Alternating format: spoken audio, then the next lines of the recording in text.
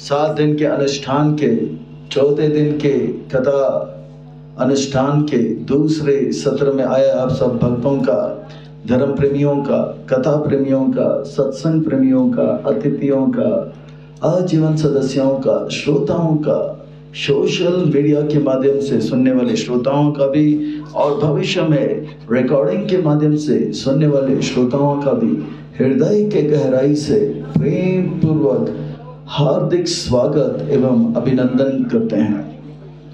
आप श्री श्री राधा गिरधारी जी की शुभकामनाएं स्वीकार करें। आप श्री श्री नर नारायण भगवान की शुभकामनाएं स्वीकार करें। श्रील प्रभुपाद जी के कृपा प्राप्त करें।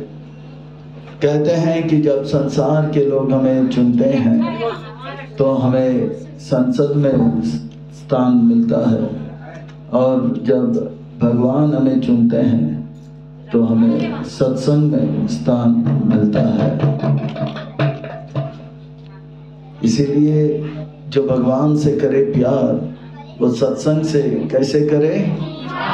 जो प्रभुपाद जी से करे प्यार वो सत्संग से कैसे करे इनकार। यह हमारा परम सौभाग्य है कि आज हम भगवान बद्री नारायण नर नारायण के परम अनुकंपा एवं आयतों की कृपा से उनके छत्र छाया के आधीन आश्रय प्राप्त कर रहे हैं और उनके चरण कमलों में सेवा का अवसर भी प्राप्त कर रहे हैं। और उन सेवाओं में भी मानव देह में प्राप्त होने वाली जो सर्वोच्च उत्कृष्ट सेवा है वो है सत्संग का, श्रवण का, कीर्तन का। यह लाभ हमें उन भगवान की कृपा से प्राप्त हो रहा है। यह उनका परम अनुकंपा है। जैसे कहते हैं कि जब मन शांत हो तो ये हमारा भाग्य है, और मन वश में हो तो ये सौभाग्य है, और यही मन में हम कृष्ण का स्मरण करें तो ये हमारा अहोभाग्य है। और कृष्ण हमारा सेवा को देखकर अब उनके मन में हमें स्मरण करें तो ये हमारा परम सौभाग्य है। तो भगवान का परम सौभाग्य है कि आज हम सबको चुनकर यहाँ बद्रीनाथ में, इस धाम में, इस सुंदर पितृपक्ष के चतुर्मास के इस समय पर हमें यहाँ पर चुनकर लाए हैं। इसलिए हम उन भगवान श्री श्री राधा गिरधारी जी, जगन्नाथ बलदेव सुभद्रा जी, श्री श्री गौरनिताई जी, श्री श्री बद्रीनाथ भगवान जी, उनके परिकर सहित के पाद पद्मों पर नतमस्तक होकर कोटि कोटि वंदन प्रणाम अर्पण करते हुए हम संस्था के संस्थापक आचार्य कृष्ण कृपा श्री मूर्ति अभय चरणारविंद भक्ति वेदांत स्वामी श्री प्रभुपाद जी के चरणारविंद में कोटि कोटि वंदन प्रणाम अर्पण करते हुए गुरुदेव जो कि दयामय है, कृपामय है, करुणामय है, गुरुदेव जो कि प्रातः स्मरणीय है, वंदनीय है, पूजनीय है, गुरुदेव जो कि नित्य वंदनीय, पूजनीय, स्मरणीय है, इनके कृपा से दास जो है भक्ति में अग्रसर होने। ऐसे गुरुदेव जो कि दास की अनेक त्रुटियों को अनदेखा कर कर, गलतियों को अनदेखा कर कर फिर भी हमेशा मार्गदर्शन, पथभ्रष्ट होने से या भक्ति में जुड़े रहने के लिए प्रोत्साहित करते रहे हैं। ऐसे गुरुदेव के चरणारविंद में कोटि कोटि वंदन प्रणाम अर्पण करते हुए यहाँ उपस्थित आप सब वैष्णव एवं वैष्णवी भगवत चरण अनुरागी महान भव्य भक्त वृंदों के चरणों में प्रणाम अर्पण करते हुए आप सबसे करवट निवेदन करते हैं कि दास के ऊपर ऐसे कृपा करें कि सेवा के माध्यम से हम गुरुदेव को, श्रील प्रभुपाद जी को आपको प्रसन्न कर पाएं। इन्हीं शब्दों के साथ आइए आज की कथा की ओर अग्रसर होते हैं। इस सत्र की कथा को आरंभ करते हैं, प्रसंग को प्रारंभ करते हैं। यह श्रीमद् भागवतम वैष्णव भक्तों का परम धन है। यह श्रीमद् भागवतम वैष्णव भक्तों का प्राण है। यह श्रीमद् भागवतम साक्षात भगवान है। यह श्रीमद् भागवतम परमहंस संहिता है। परमहंस चक्र चूड़ामणि श्री सुखदेव गोस्वामी महाराज श्री उन भगवान कृष्णचंद्र के दिव्य नाम रूप गुण लीलाओं को स्मरण करते करते करते करते करते हरिद्वार में गंगा के तट पर सुखताल पर आते हैं जहाँ महाराज परीक्षित 7 दिन के लिए आमरण अनशन व्रत परायण होकर उपस्थित हैं और उनको भगवान के दिव्य कथाएं श्रवण करा रहे हैं। उन कथाओं में विदुर मैत्रेय का जो संवाद है उसमें हम सुन रहे हैं कि किस प्रकार से कपिल मुनि भगवान जो है माता देहुति अपनी माँ से कहते हैं कि सताम प्रसंगा मम वीर्य समविदो भवन्ति हित कर्ण रसायन भवन्ति हित कर्ण रसायन तत् जोशनाद आसु अपवर्ग वर्तमनी श्रद्धा रति भक्ति अनुक्रमशति।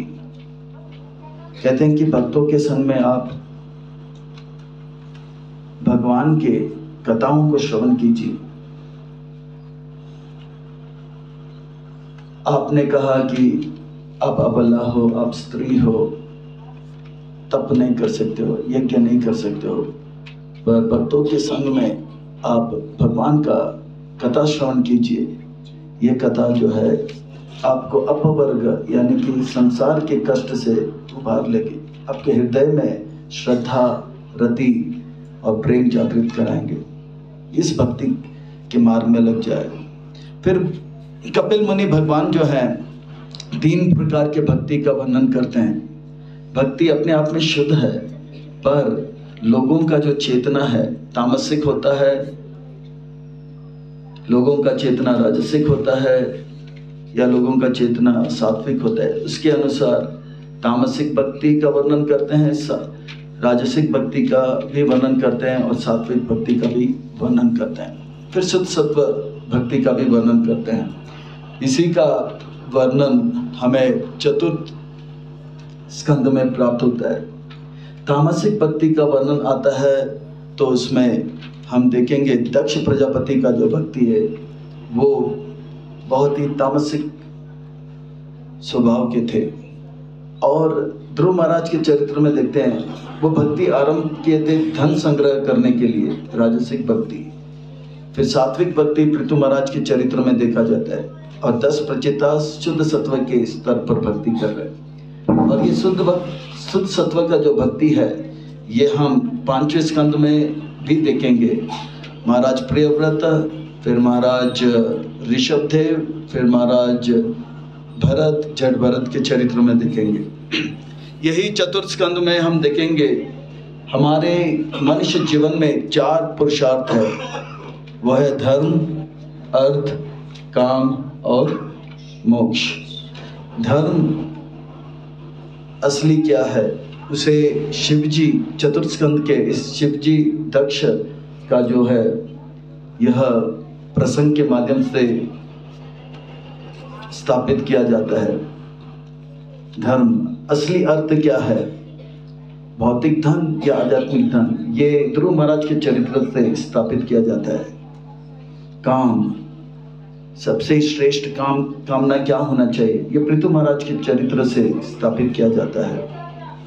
मोक्ष, संसार के कष्ट से दूर जाना, से निवृत्त हो जाना, ये जो है प्रचेतास के जो है प्राचीन पारिषद के चरित्र से स्थापित किया जाता है। तो इस प्रकार से चतुर्थ स्कंद का सुंदर वर्णन आता है। बोलते हैं कि स्वयंभु मनु के वंशज में किस प्रकार से जो है स्वयंभु मनु प्रजा को जो है पूरे सृष्टि का या इस ब्रह्मांड का, इस प्रजा का विस्तार किए। तो स्वयंभु मनु और शत्रुपा का वर्णन आता है। उनके 3 कन्या हुए।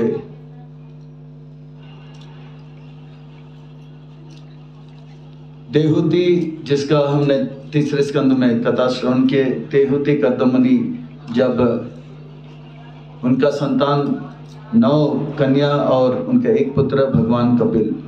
आकुति रुचि नाम के एक प्रजापति से उनका विवाह होता है, और यज्ञ और दक्षिणा नाम के उनके 2 संतान होते हैं। प्रासुति का विवाह बहुत ही महत्वपूर्ण है। उनका विवाह दक्ष के साथ होता है। दक्ष का अर्थ होता है जो प्रजा उत्पन्न करने में दक्ष। दक्ष का अर्थ होता है एक्सपर्ट, यानी कि बहुत ही निपुण।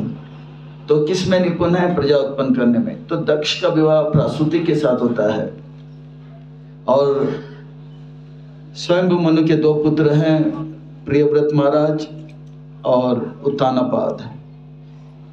अब यहाँ पर आकुति का विवाह का वर्णन करते हैं। आकुति का विवाह होता है रुचि नाम के प्रजापति से, और यज्ञ और दक्षिणा नाम के उनकी संतान होते हैं।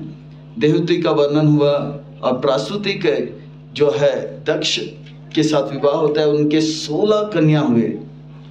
अब ये 16 कन्याओं का वर्णन करते करते कहते हैं कि ऐसा हुआ कि दक्ष के 16वें जो छोटी सी जो बिटिया है उनका विवाह शिव जी के साथ हुआ।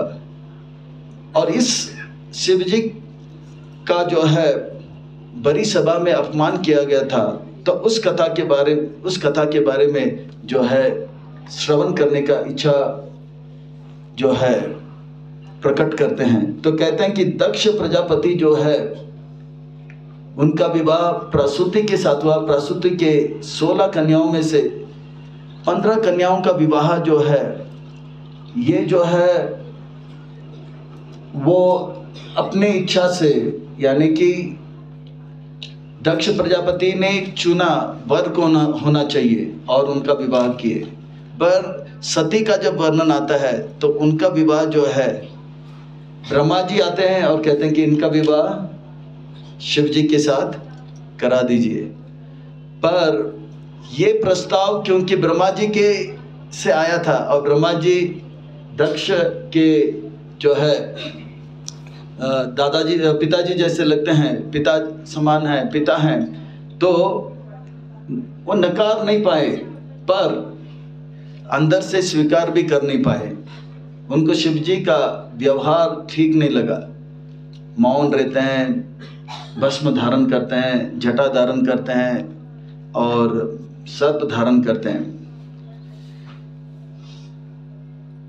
फिर भी अपने पिता ब्रह्मा जी की आज्ञा पालन करते हुए सती का विवाह करा देते। वैसे अगर देखा जाए सती शिव जी के नित्य जो है सनातन संगी हैं। या तो वो सती बनकर आएगी या पार्वती बनकर आएगी या ऐसे ही जो है।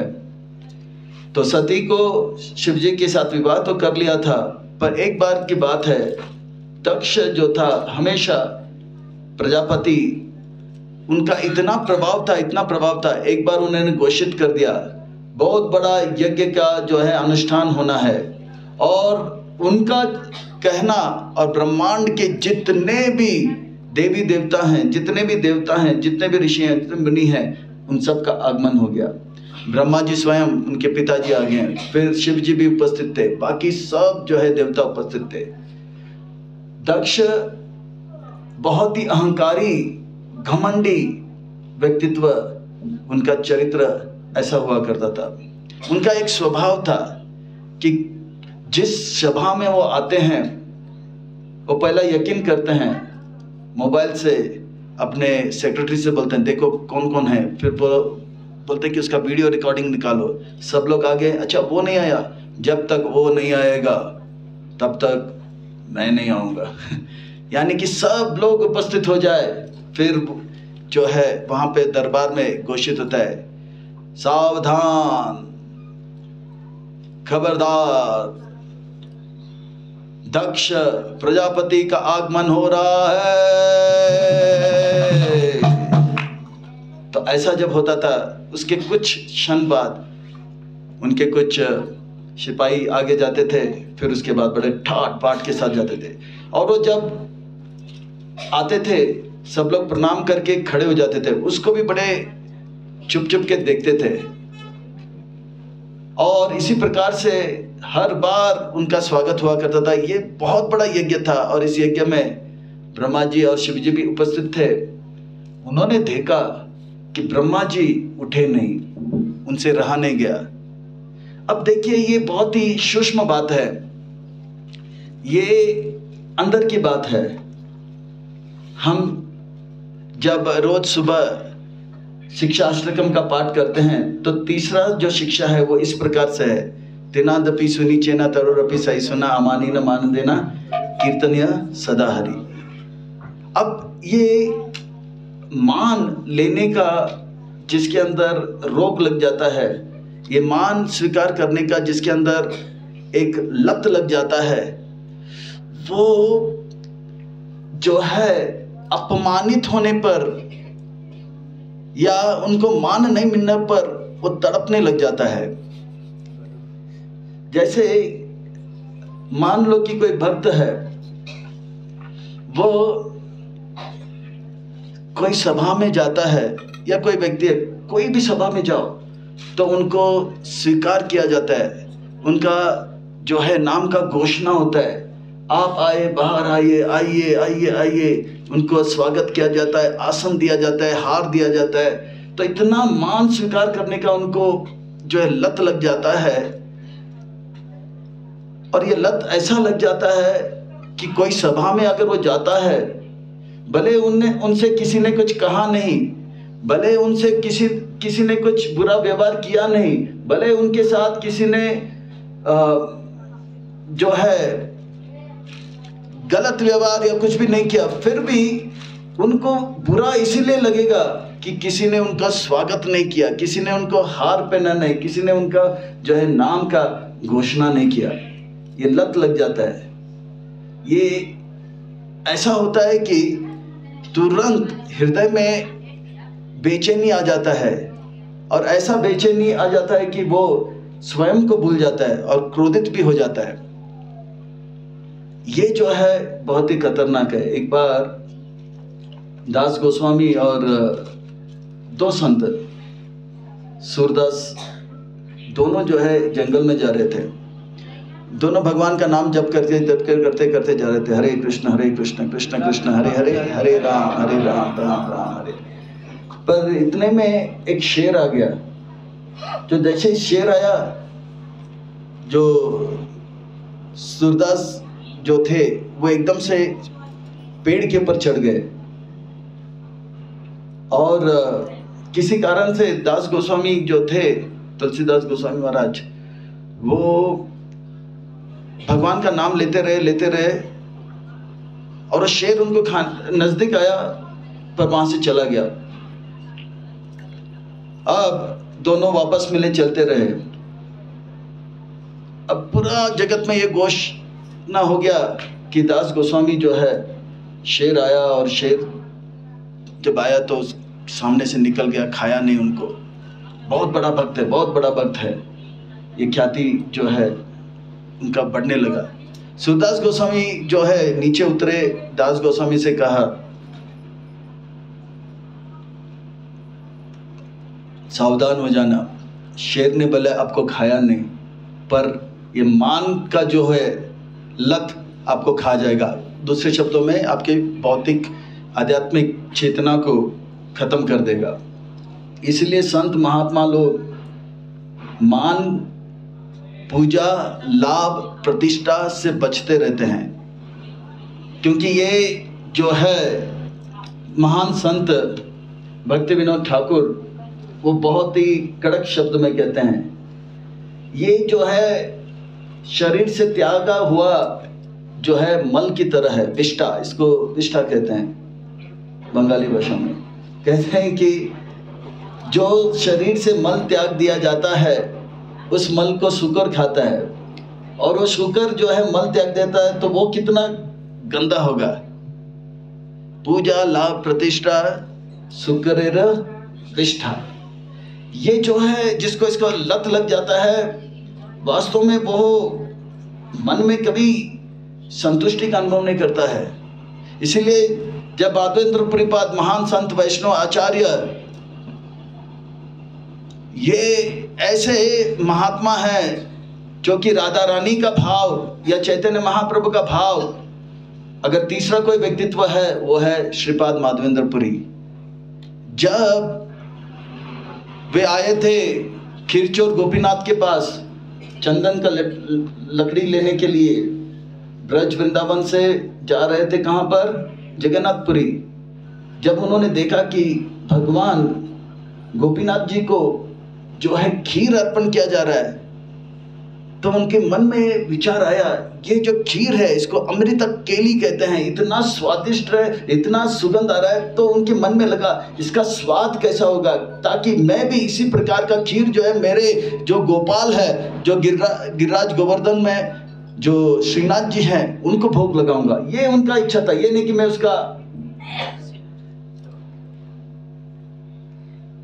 उसको मैं चखूंगा और उसका टेस्ट लूंगा और आस्वादन करूंगा, नहीं, अपने लिए नहीं, भगवान की सेवा के लिए। पर उसके बाद उनको बहुत बुरा लगा, अरे अरे अरे, भगवान को भोग नहीं लगा और इससे पहले मैं जो है इसे स्वीकार करने का मन किया। तुरंत उस स्थान से वो चले गए। फिर वर्णन आता है, वो तो अजगर वृत्त को धारण किए थे, भगवान का नाम निरंतर ले रहे थे, हरे कृष्ण कृष्ण कृष्ण हरे हरे हरे राम।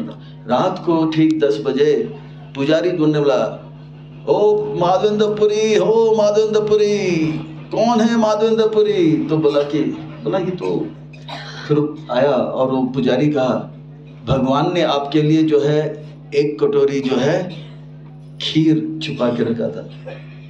तो बोला, फिर उन्होंने पूरा बताया कि सपने में भगवान आए थे उस पुजारी के, बोला कि उठो, मेरा भक्त, महान भक्त श्रीपाद माधवेंद्रपुरी वो खीर चाहते हैं। तो बोला, खीर तो खत्म हो गया, खीर तो खत्म हो गया, हमने सबको बांट दिया। नहीं, 1 खीर जो है आप लोग जब सेवा कर रहे थे मैंने छुपा दिया था, आप देखो कर्टन के पीछे। तो ये पुजारी, उनको थोड़ा सा कष्ट लगा, पहले तो खुश हो गया, भगवान अगर किसी के सपने में आ जाए, वो सपना जो है सब तामसिक नहीं होता है, वो सपना नहीं, वो है असलियत है। भगवान या भगवान के शुद्ध भक्त अगर हमारे सपने में आए तो समझ लेना चाहिए कि ये जो है भौतिक नहीं है, ये आध्यात्मिक है, ये सत्य है। भगवान को सपने में लाना, या जैसे बहुत सारे भक्त हैं उनके सपने में प्रभुपाद जी आते हैं। एक फौजी हैं रशिया के, वो फौजी हैं, फौज के अफसर है, मेजर हैं, पर उनका जो उनके अनुगत उनका कैप्टन था वो भक्त बन गया था। तो उन्होंने सोचा मैं मेजर साहब को भी जो है भगवत गीता देता हूँ। तो भगवत गीता लेकर दिया, सब आप कृपा करके पढ़िए इसको। तो मेजर बोला ठीक है, भगवत गीता रशिया में। रोज वो पूछते थे, वो कैप्टन साहब जो था वो अपने सीनियर को रोज पूछते थे, मेजर साहब आपने पढ़े? मैं पढ़ूंगा। पर रोज पूछ रहे थे तो उनको बहुत जो है एक प्रकार का जो होता है ना, चिड़चिड़ापन आ गया। ये रोज पूछता है, कल पूछेगा तो मैं हाँ बोल दूंगा। उनको लग रहा था, उनको चुभ रहा था। तो बोला ठीक है। पर जैसे भगवत गीता खोला तो संस्कृत, फिर उसके बाद रशियन भाषा में, तो इसको भारी लग रहा था। फिर भी ये पूछने लगा, आप भगवत गीता? बोला नहीं, मैं खोला उसको, नहीं आप पढ़े कि नहीं? पढ़ना चाहिए, बहुत ही अच्छा ग्रंथ है। तो ऐसे करते करते और 10-15 दिन पूछा तो इनको लगा कि आज मैं पढ़ के रहूंगा। तो उन्होंने क्या किया, संस्कृत पढ़ाने, केवल जो अनुवाद होता है, तात्पर्य भी पढ़े नहीं, तात्पर्य भी बड़े बड़े हैं। तो इतना बड़ा, पहले तो इतना बड़ा ग्रंथ देखकर उसको ये लग रहा था। फिर केवल अनुवाद पढ़ के अगले दिन कहा कैप्टन से, अपने जूनियर से, कि मैंने आपका प्रभुपाद जी के भगवत गीता पढ़ लिया। तो बोला वेरी गुड वेरी गुड। मानो या ना मानो, ये जो है रशिया का, जो कि माँ के गर्भ में ही जन्म लेते ही मांसाहार और नशा कर लेते हैं, और किसी प्रकार का उनके अंदर जो है सनातन धर्म से लेना देना नहीं है।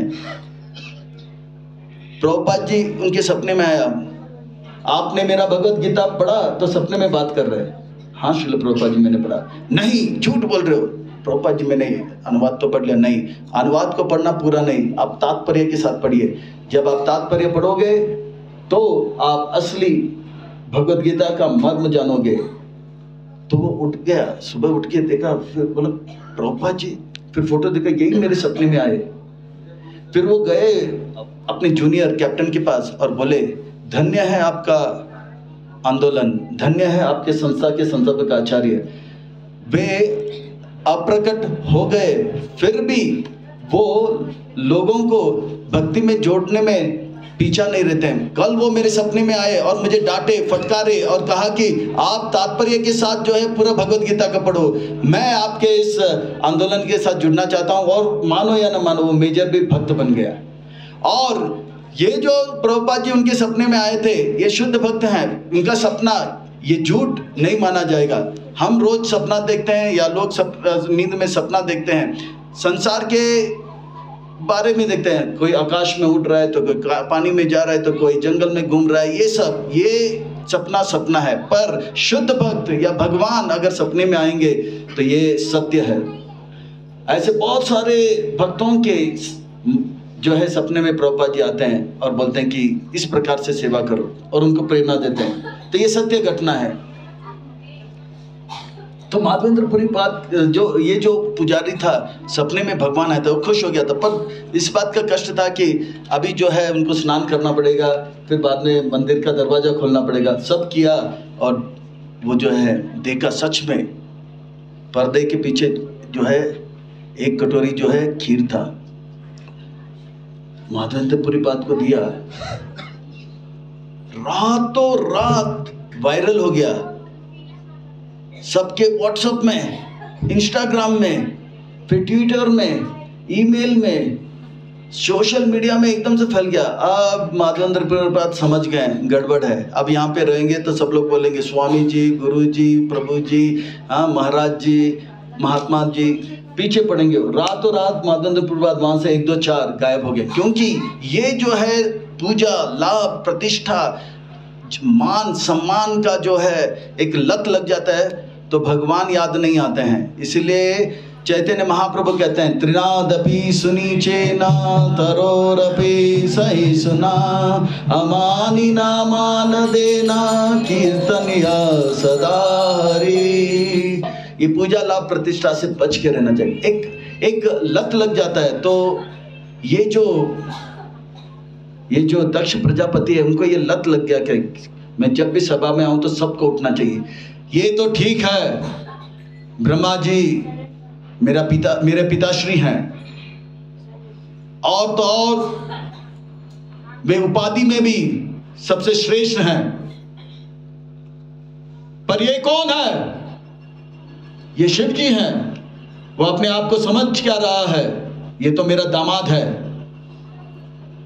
इतना घमंडी। पर शिव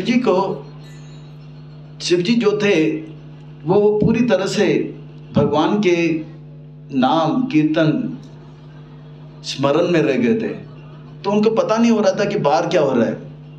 तो इसलिए बैठे। ऐसा नहीं था कि वो अपने जो है ससुर जी को अनादर करना चाहते थे, वे ध्यान में थे।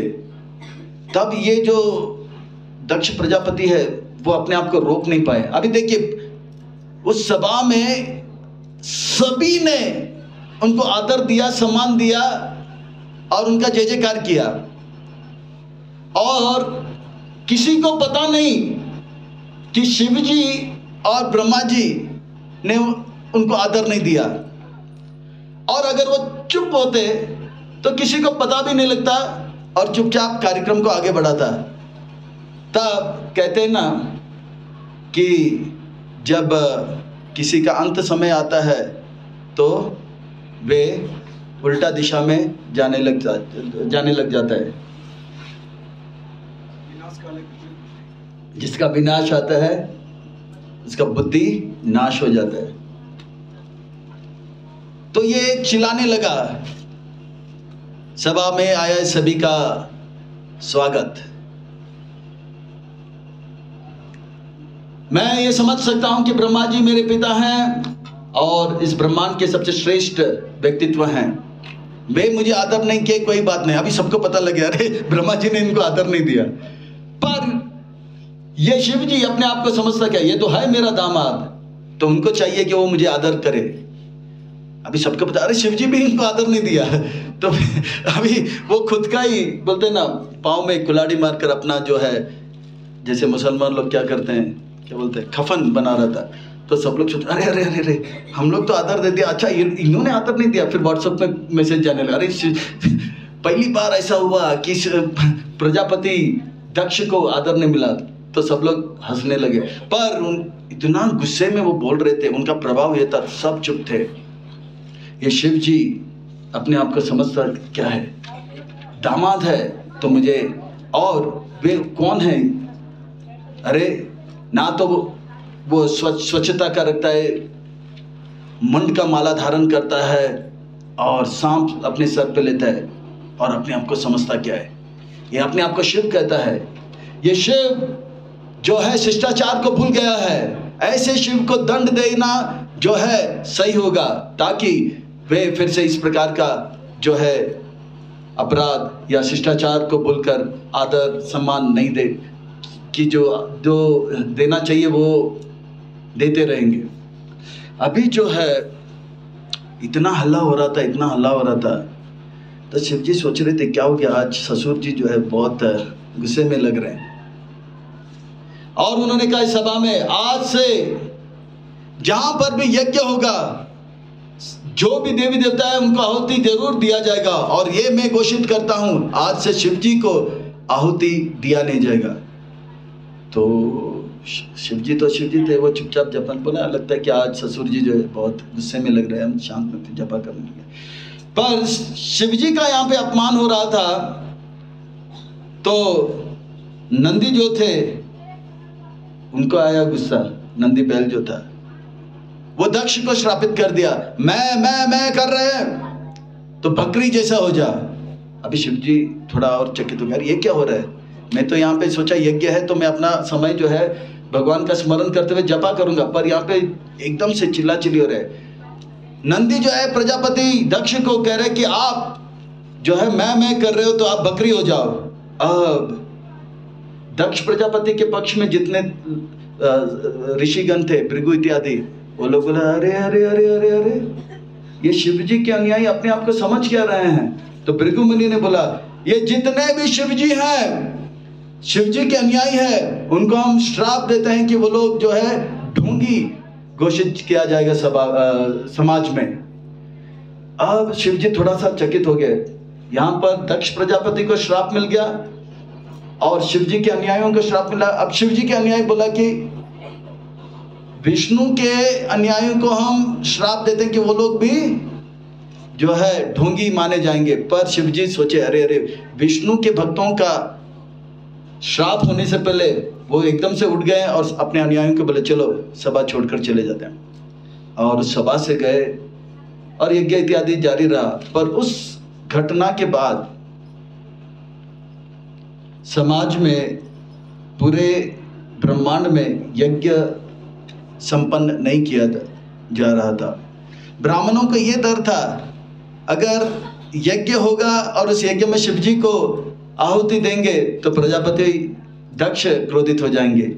अच्छा, अगर शिव जी को आहुति नहीं देंगे और शिव जी को पता लगेगा या उनके अनुयायियों को पता लगेगा तो फिर हमारी खैर नहीं।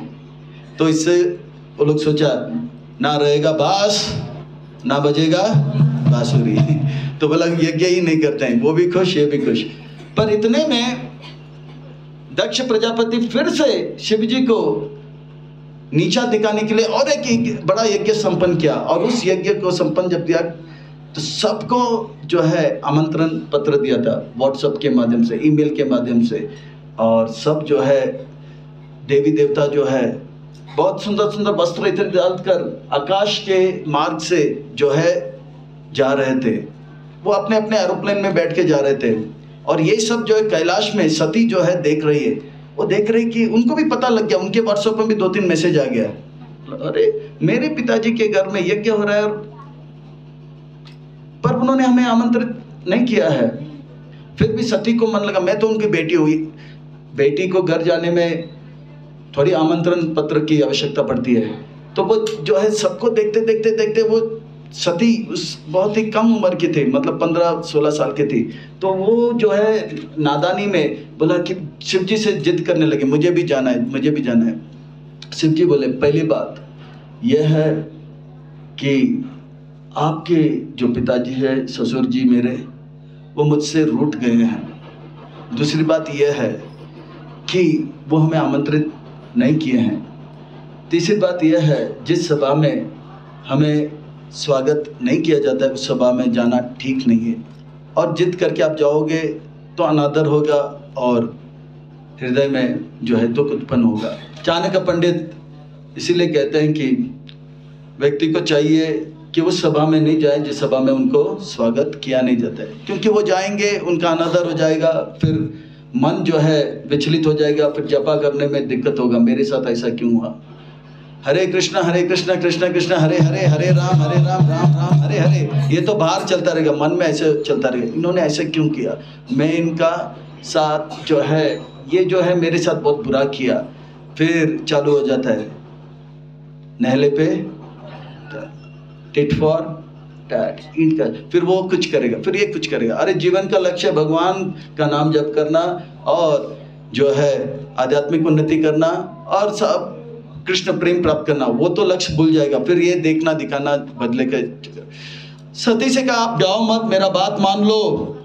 पर सती जिद करने लगी, बहुत जिद करने लगी।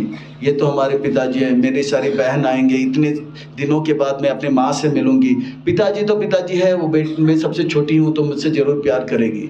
वास्तव में अगर देखा जाएगा, लौकिक दृष्टि से अगर देखा जाएगा, जो पहला संतान होता है वो पिता को प्यारा होता है, और जो सबसे छोटा होता है वो माँ को प्यारा होता है। एक बार ऐसा हुआ कि एक ब्राह्मण के घर में 3 पुत्र थे उनके, बड़ा, छोटा और बीच वाला। तो बीच वाला जो था थोड़ा दुखी था।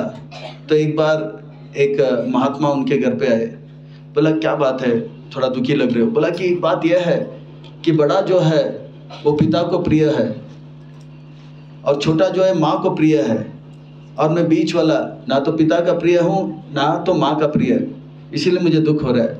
तो उन्होंने बोला आप भगवान के लिए प्रिय हो, आओ दंड कमंडल लो और मेरे साथ चलो। तो इसी प्रकार से देखा जाता है, लौकिक दृष्टि से अगर देखा जाएगा, देखा जाता है कि माँ जो है सबसे छोटे को थोड़ा ध्यान ज़्यादा देती है, क्योंकि उनको लगता है कि ये सबसे छोटा है, बाकी तो अपने अपने पाँव में खड़े हो गए। तो सती बोली कि जो भी हो, मेरी माँ मुझसे प्यार करती होगी, मैं जाऊंगी जाऊंगी जाऊंगी। तो बोला जो भी है, मैंने तो मना कर दिया, मैंने अपना मत बता दिया, मैं तो नहीं आऊँगा, अगर आपको जाने तो अकेले जाइए, तो मैं जाऊंगी। सती गई तो गई, तो शिव जी जो है पूरा व्यवस्था किया, कैलाश से नंदी को साथ में भेजे और उनके साथ उनके कुछ अनुचर को भी भेजे, जाइए ध्यान रखना, कुछ भी अनहोनी होगा तो तुरंत मुझे मोबाइल से फ़ोन कर लेना। बोला ठीक है। तो इस प्रकार से गए सती। पर सती इस वक्त जो था, उसको दूसरी बात उनके मन में काट रही थी। उनको एक दुख था कि शिव जी अब जो है उनसे दूरी बनाते जा रहे हैं। शिव जी अब उनको बहुत पहले जैसे जो प्रेम से व्यवहार करना था वो नहीं कर रहे हैं। शिव जी हमेशा उनके चरणों को देख रहे हैं और उनको एक बहुत ही पूजनीय आदरणीय व्यक्तित्व के तरह देख रहे हैं, और उनको पता लगा इसके पीछे मेरा ही गलती है, मैंने ही कोई अपराध किया। बात यह है, आप सब जानते हो, जब प्रभु रामचंद्र जी लीला कर रहे थे इस धरातल पर और लंका सीता को लेकर गया था, तब लक्ष्मण और प्रभु रामचंद्र जी सीते सीते करके जो है बहुत ऐसे व्यवहार कर रहे थे मानो कि एक भगवान नहीं है। भगवान तो वो है जो कि हमेशा उनका मन जो स्थिर रहता है, विचलित नहीं होते हैं। जो एक लंपट व्यक्ति या एक साधारण सा गृहस्थ जो अपने पारिवारिक जीवन में पूरी तरह से लिप्त रहता है, पत्नी से आसक्ति रहता है, उनकी पत्नी गायब हो जाता है तो किस प्रकार से रोता है, उस प्रकार से वृक्ष से, हिरण से और पत्थरों से पूजा करते हैं सीते सीते। तो ये जब लीला चल रहा था, शिव जी जो है नंदी से उतरकर दंडवत प्रणाम किए और चले, और सती पीछे थे। क्यों दंडवत प्रणाम किया? तो बोला ये हमारे प्रभु हैं, प्रभु रामचंद्र जी। पर वो सोचने लगे अगर एक प्रभु हैं, भगवान हैं, तो ये आम लोगों की तरह किस प्रकार से पत्नी के लिए रो रहा है। तो शिव जी कैलाश आ गए, पर इनके मन में वो विचार रहा। सती सोचा कि मैं इनका परीक्षा करूंगी। तो कुछ समय के लिए अपने शिव जी से कहा कि मैं चल रहा हूँ, चलती हूँ, मैं भी फिर से प्रणाम करने जा रही हूँ। पर प्रणाम करने जा रही हूँ कहा किससे? शिव जी से। पर वहाँ पर जब आए तो वो नासिक के पहाड़ों में ये घटना घट रही थी। तब वो जो था शिव जी प्रभु रामचंद्र जी सीते कर रहे थे, तो सीता का एकदम वेश धारण करके, सती तो सती है, उनके पास भी योगिक शक्ति है कि वो कुछ भी रूप बना सकते हैं। एकदम से सती जो है सीता देवी जैसे ही रूप बनाई और एकदम से घूंघट लगा कैसे बैठी थी। और शिव जी और प्रभु रामचंद्र जी को छोड़कर और कहीं होता तो बोलेंगे सीते आप यहाँ पे, और आरती उतारता। तो प्रभु रामचंद्र जी वहां पे आए तो बोला देवी आप यहाँ पे अकेले कैसे, प्रभु कहाँ पर है?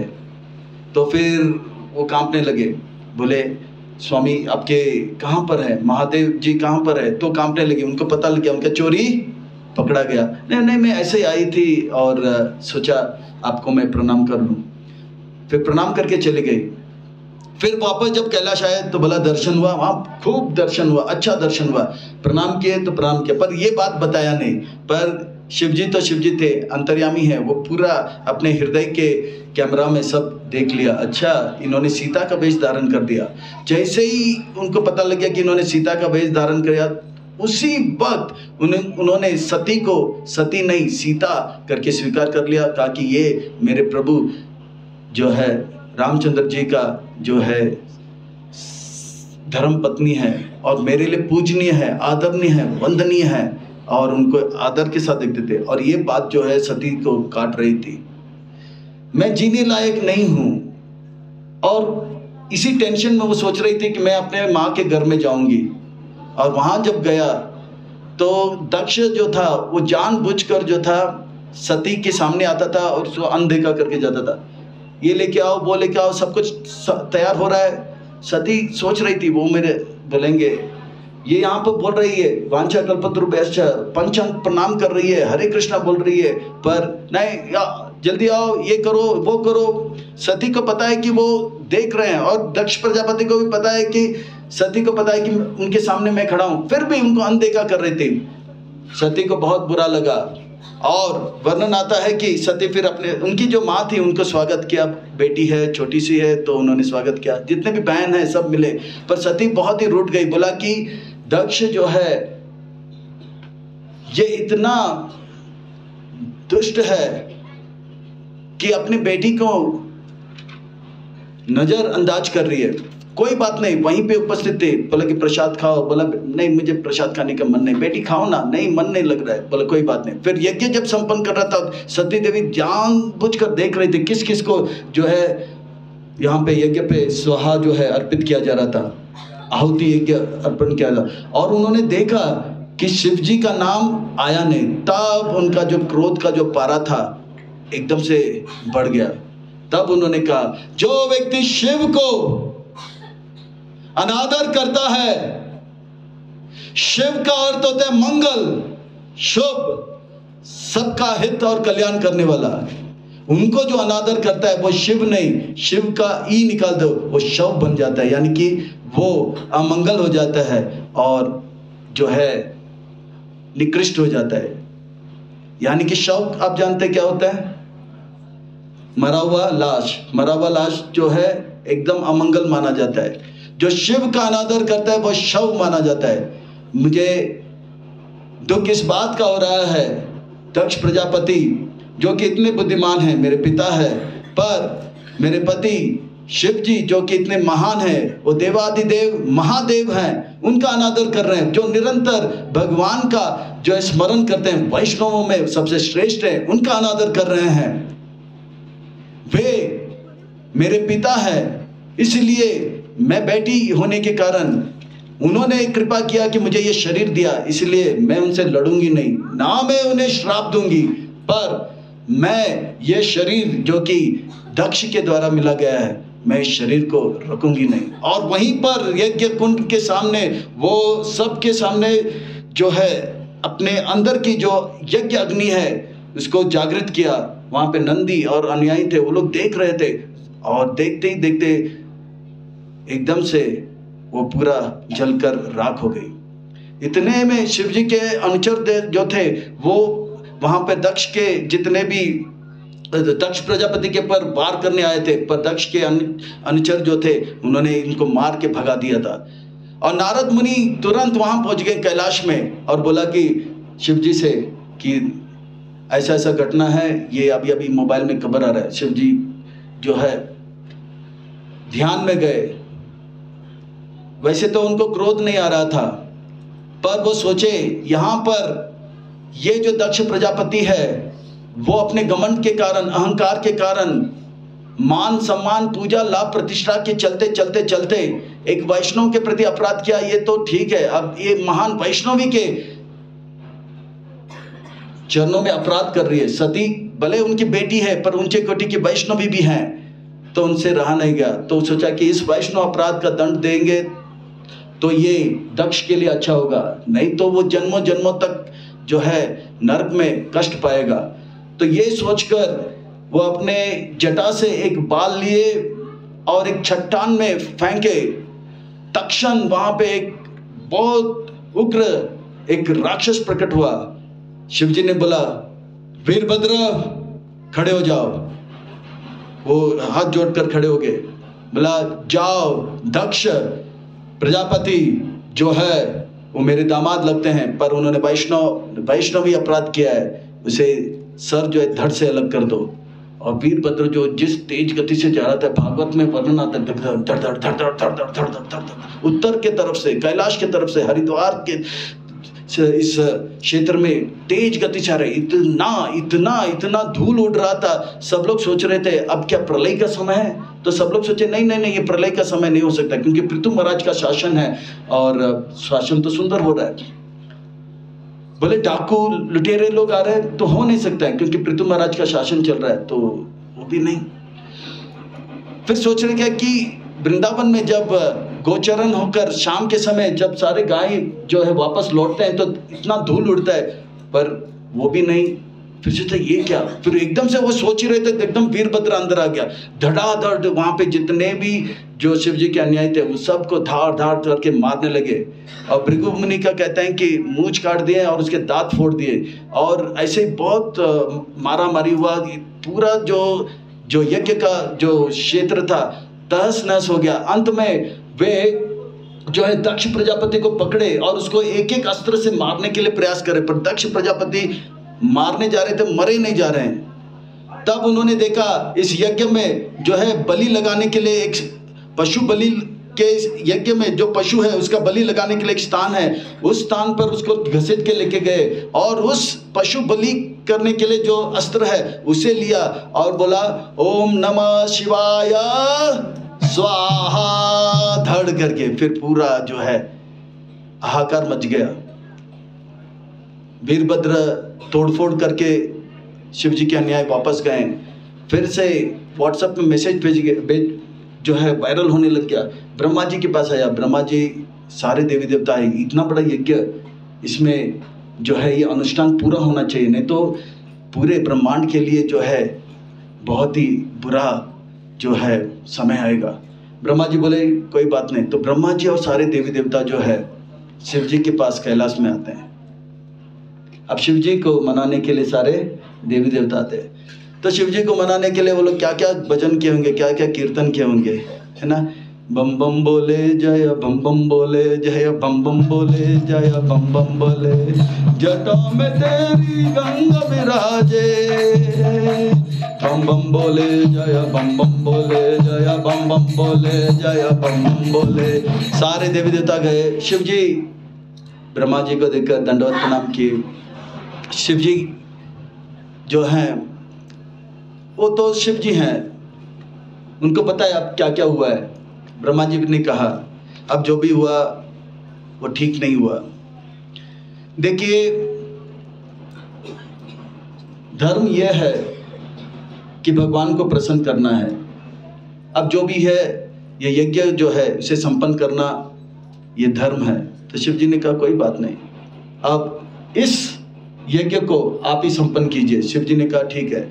शिव जी कैलाश से सारे देवी देवताओं के साथ हरिद्वार में आए। फिर ये कहा कि जो यजमान है उनका होना उपस्थिति रहना बहुत जरूरी है। तब शिव जी कहते कि कोई बात नहीं। तो शिव जी ने अपने भक्त त्रिशूल को बुलाया और फेंका, जाओ एक सर लेके आओ। तो हरिद्वार के जंगलों में ये त्रिशूल जाने लगा। तो वहां पे हाथी है, हिरन है, वो सब बहुत दूर थे, पर एक बकरी जो था नजदीक था, खच करके उसका सर को फाड़ा और शिव जी का जो त्रिशूल भक्त है वो लेकर आया। तो शिव जी ने दक्ष के गले पे बकरी का मुख रख दिया। दक्ष जग गया। सब लोग हरि बोल हरि बोल हरि बोल बोलने लगे। फिर उनके देखते देखते यज्ञ संपन्न हो गया। शिव जी जो हैं कहे कि ये जो है दक्ष,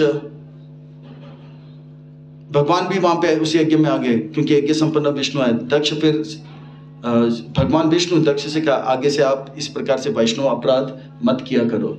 ये वैष्णव अपराध जो है हमारे जीवन को नारकीय बना देता है। 4, 5, 6 प्रकार के वैष्णव अपराध है। क्या क्या है? तो वर्णन आता है, वैष्णव को देखकर हम प्रसन्न नहीं होते मन में, ये एक अपराध है। कोई वैष्णव आ गया, कोई भक्त आ गया तो हमें प्रसन्न हो जाना चाहिए। जो भी हो वो भगवान के जो है शरण में आ रहा है। दूसरा, वैष्णव के बारे में बुरा सोचना मन ही मन, अच्छा उसने ऐसा बोला, अभी मैं दिखाता हूँ उसको क्या करना है, वो भी। तीसरा, वैष्णव को मारने के लिए षड्यंत्र रचना। चौथा, वैष्णव के सामने जाके जोर जोर से चिल्लाना। 5वां, वैष्णव के साथ बॉक्सिंग और कराटे खेलना, हाँ उसको शारीरिक हानि पहुंचाना। और लास्ट, वैष्णव को सर जो है धड़ से अलग कर देना। ये 6 प्रकार का वैष्णव अपराध है। मान लो कि हम लोग किसी वैष्णव को सर धड़ से अलग नहीं करेंगे, बॉक्सिंग भी नहीं करेंगे, चिल्लाएंगे भी नहीं, पर मन ही मन बुरा सोचना, या कोई वैष्णव आ रहा है जपा करके तो जानबूझ के मोबाइल लेके इस तरफ मुंह करके बात करना है तो ये सब जो है आजकल के भक्तों में देखा जा रहा है। नहीं, कोई भी वैष्णव है मन में पहला प्रणाम कर लेना चाहिए, कम से कम हरे कृष्णा बोलना चाहिए। मुझे प्रभुपाद जी के अनेक शिष्यों का संग प्राप्त हुआ, जैसे श्री श्रीमद जयपताका स्वामी महाराज, नवगंगाधर स्वामी महाराज, गुरुदेव परम पूज्य गोपाल कृष्ण गोस्वामी महाराज जी महाराज, जो हम सब उनके साथ जब चलते हैं, ये ऐसे वैष्णव आचार्य हैं कि जो भी सामने से आते हैं उनको हरे कृष्णा बोलते हैं। अच्छा, ये ऐसे क्यों कर रहे हैं? क्योंकि प्रभुपाद जी जब सामने से कोई आते थे तो उनको हरे कृष्णा बोला करते थे। जो बीच में जब प्रभुपाद जी सुबह के समय वॉकिंग करते थे बॉम्बे में, जो बीच में, तब सामने से कोई भी आए, जैसे महाराष्ट्र कोई मछुआरी महिला आती है तो प्रभुपाद जी उनको हरे कृष्णा कहते थे। तो उनके जो शिष्य हैं वो आज हमारी संस्था के आचार्य गुरु हैं। वे भी, मैं मायापुर में हम जब चलते हैं तो हम देखते हैं जयपताका स्वामी महाराज सामने से कोई भी आता है तो हरे कृष्णा बोलते हैं। परम पूज्य गोपाल कृष्ण गोस्वामी महाराज, हम देखते हैं जब भी कोई सामने से आता है हरे कृष्णा बोलते हैं। पर आजकल जो है कुछ शिक्षा में कमी हो गई या शिष्टाचार में कमी हो गई। एक भक्त देख रहा है कि दूसरे भक्त आ रहा है, ऐसा नहीं कि वो भक्त जो है उसका शरीर अभी अदृश्य हो गया है वो शरीर आ रहा है, वो देख रहा है, और जब एकदम से 10 फीट की नजदीक में आता है तो एकदम से सर मोड़ लेता है, और हरे कृष्णा बोलने से वो जो है अपने आप को पता नहीं आलस हो या क्या हो या जो है ये अंदर घुस गया, ये कीड़ा है। पर समझ लेना चाहिए वैष्णव अपराध है, भक्ति हमारा नाश कर देगा। छोटी सी बात है, हरे कृष्णा बोल दिया तो वो क्या आपका संपत्ति खाएगा नहीं, फिर भी ये जो है। तो इस प्रकार से वैष्णव अपराध से बचते रहो, दक्ष प्रजापति से कहा, और शिव जी जो से कहा कि आप इसे क्षमा कर दो। फिर भागवत में वर्णन आता है शिव जी का विवाह फिर होता है पार्वती के साथ। अब जो है यहाँ पर राजस, ये तो एक तामसिक भक्ति, किसका? दक्ष प्रजापति का।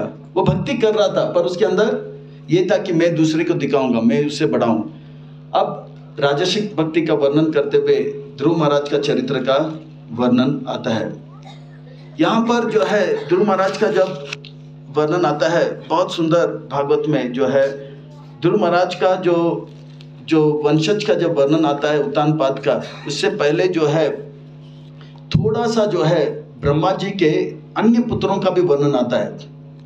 ब्रह्मा जी के 9 पुत्र ऋषि हुए, पर ब्रह्मा जी के 9 पुत्र के बाद अधर्म भी जन्म लेता है ब्रह्मा जी के पीठ से। तो अधर्म जन्म लेते तो अधर्म का भी वर्णन आता है 5 श्लोकों में, और कहते हैं कि ये 5 श्लोक में अधर्म का जो वंशज है, दंभ, लोभ, क्रोध, ये आलस, ये सब जो है, इसके बारे में जो सुनेगा तो कहते हैं कि यहाँ पे शुभदेव गोस्वामी महाराज कहते हैं कि अगर कोई इस 5 श्लोकों में जो भी बताया है उसे ध्यान से सुनेंगे तो उनको खूब पुण्य प्राप्त होगा। 1 बार नहीं, 2 बार नहीं, 3 बार अगर कोई सुनेगा तो उनको खूब पुण्य प्राप्त होगा, और उन्होंने जितने भी पाप किए हैं आज तक, वो पाप जो है उनका विदुनोति आत्मनो मलम, वो साफ हो जाएगा। अधर्म का वंशज का वर्णन करते हुए कहते हैं कि इसे अगर ध्यान से सुनोगे, 1 बार नहीं, 2 बार नहीं, 3 बार, तो क्या होगा, आपने जितना भी पाप किया है वो धुल जाएगा। और दूसरी बात क्या कह रहे हैं कि उनके अंदर बहुत सारे पुण्य प्राप्त उनको हो जाएगा। तो ये वंशज का थोड़ा सा मैं वर्णन करता हूँ, आप लोग ध्यान से सुनिए। ब्रह्मा जी के पुत्र हुए अधर्म। अधर्म का तो होता है जो धर्म से रहित है। उनका विवाह होता है मृषा। मृषा जो है ब्रह्मा जी से उत्पन्न। तो मृषा जो है, मृषा का तो होता है झूठ बोलना। अधर्म और झूठ जब मिल जाता है तो क्या होता है, उनके 2 पुत्र होते हैं, दंभ और माया। दंभ यानी कि एक प्रकार से झूठा जो है एक दिखावा करना। देखिए, जेब में एक पैसा नहीं, पर जब बाहर निकलते कमरे से तो ऐसा मेकअप करके जाते हैं तो देखने वाला सोचेगा यही पूरे बॉम्बे का सबसे बड़ा अमीर आदमी हो गया, इतना सुंदर बूट शूट सब पहन के जाता है। ये दंभ है। दंभ और माया, माया यानी कि मोहग्रस्त होना। अभी दंभ और माया का जो है विवाह हो जाता है। उनके जो पुत्र है, कहते हैं कि संतान है, वो है लोभ और निकृति। लोभ यानी कि अगर कोई दंभ करेगा और मोहग्रस्त रहेगा वो बहुत ही लोभी रहेगा, क्योंकि मेकअप करने के लिए उनको और पैसा चाहिए, तो और तो पैसे के लिए ललायत होगा, वो लोभ। अच्छा, लोभ भी आ जाएगा। लोभ के साथ निकृति। निकृति यानी कि बहुत ही कनिंग। कनिंग का अर्थ होता है कि दूसरों को कैसे नीचे गिराने का, ऐसा दूसरों का संपत्ति को कैसे अपने पास लेना, उस प्रकार का विचार करने वाला है। लोभ और निकृति का विवाह होता है। तो उनके जो संतान है वो है क्रोध और हिंसा। अभी एक विचार कीजिए, हम लोग जो है भगवत गीता में भगवान कहते हैं कामेश क्रोधेश रजगुण समुद्गुण, जो है काम उत्पन्न होता है, यानी कि एक इच्छा उत्पन्न होता है। जैसे एक इच्छा है, मुझे पैसा चाहिए, तो 10 रुपया मिला तो मेरा इच्छा पूरा हो गया, पर काम जो है वो खत्म नहीं होता है। 10 रुपया मिला तो मुझे 100 चाहिए, 100 मिला तो 1000 चाहिए, 1000 मिला तो लाख चाहिए, लाख मिला तो 10 लाख चाहिए, 10 लाख मिला तो करोड़, 10 करोड़। ये रुकता नहीं है। काम लोभ के प्रति लेकर जाता है। अच्छा, 10 लाख रुपया तक मिला और 10 लाख के बाद करोड़ नहीं मिलता है तो क्रोध उत्पन्न होता है। काम अगर पूरा हो जाता है, इच्छा पूरा हो जाता है तो लोभ उत्पन्न होता है, और वो इच्छा पूरा नहीं हुआ तो क्रोध उत्पन्न होता है। बच्चे को आइसक्रीम चाहिए, आइसक्रीम मिला तो और आइसक्रीम चाहिए, अच्छे क्वालिटी का आइसक्रीम, लोभ उत्पन्न होता है। अगर आइसक्रीम माँ ने मना कर दिया तो क्रोध उत्पन्न होता है। तो काम से क्रोध, क्रोध से लोभ, और लोभ क्रोध आ गया तो फिर मारा मारी करने लगता है, हिंसा करने लग जाता है। और हिंसा और क्रोध का संतान जो है कली है। कली का होता है छोटे छोटे बातों में बट गए संसार। हाँ, कली और उनके जो संतान है कली और दुरुकृति, यानी कि एकदम वाणी में मिठापन नहीं रहेगा, ऐसे। अच्छा, कली और दुर्कृति का विवाह होता है। उनके जो संतान है वो है मृत्यु और बीती। और मृत्यु और बीती जो है कली और इनके बीती यानी कि डर, भय, मृत्यु और भय।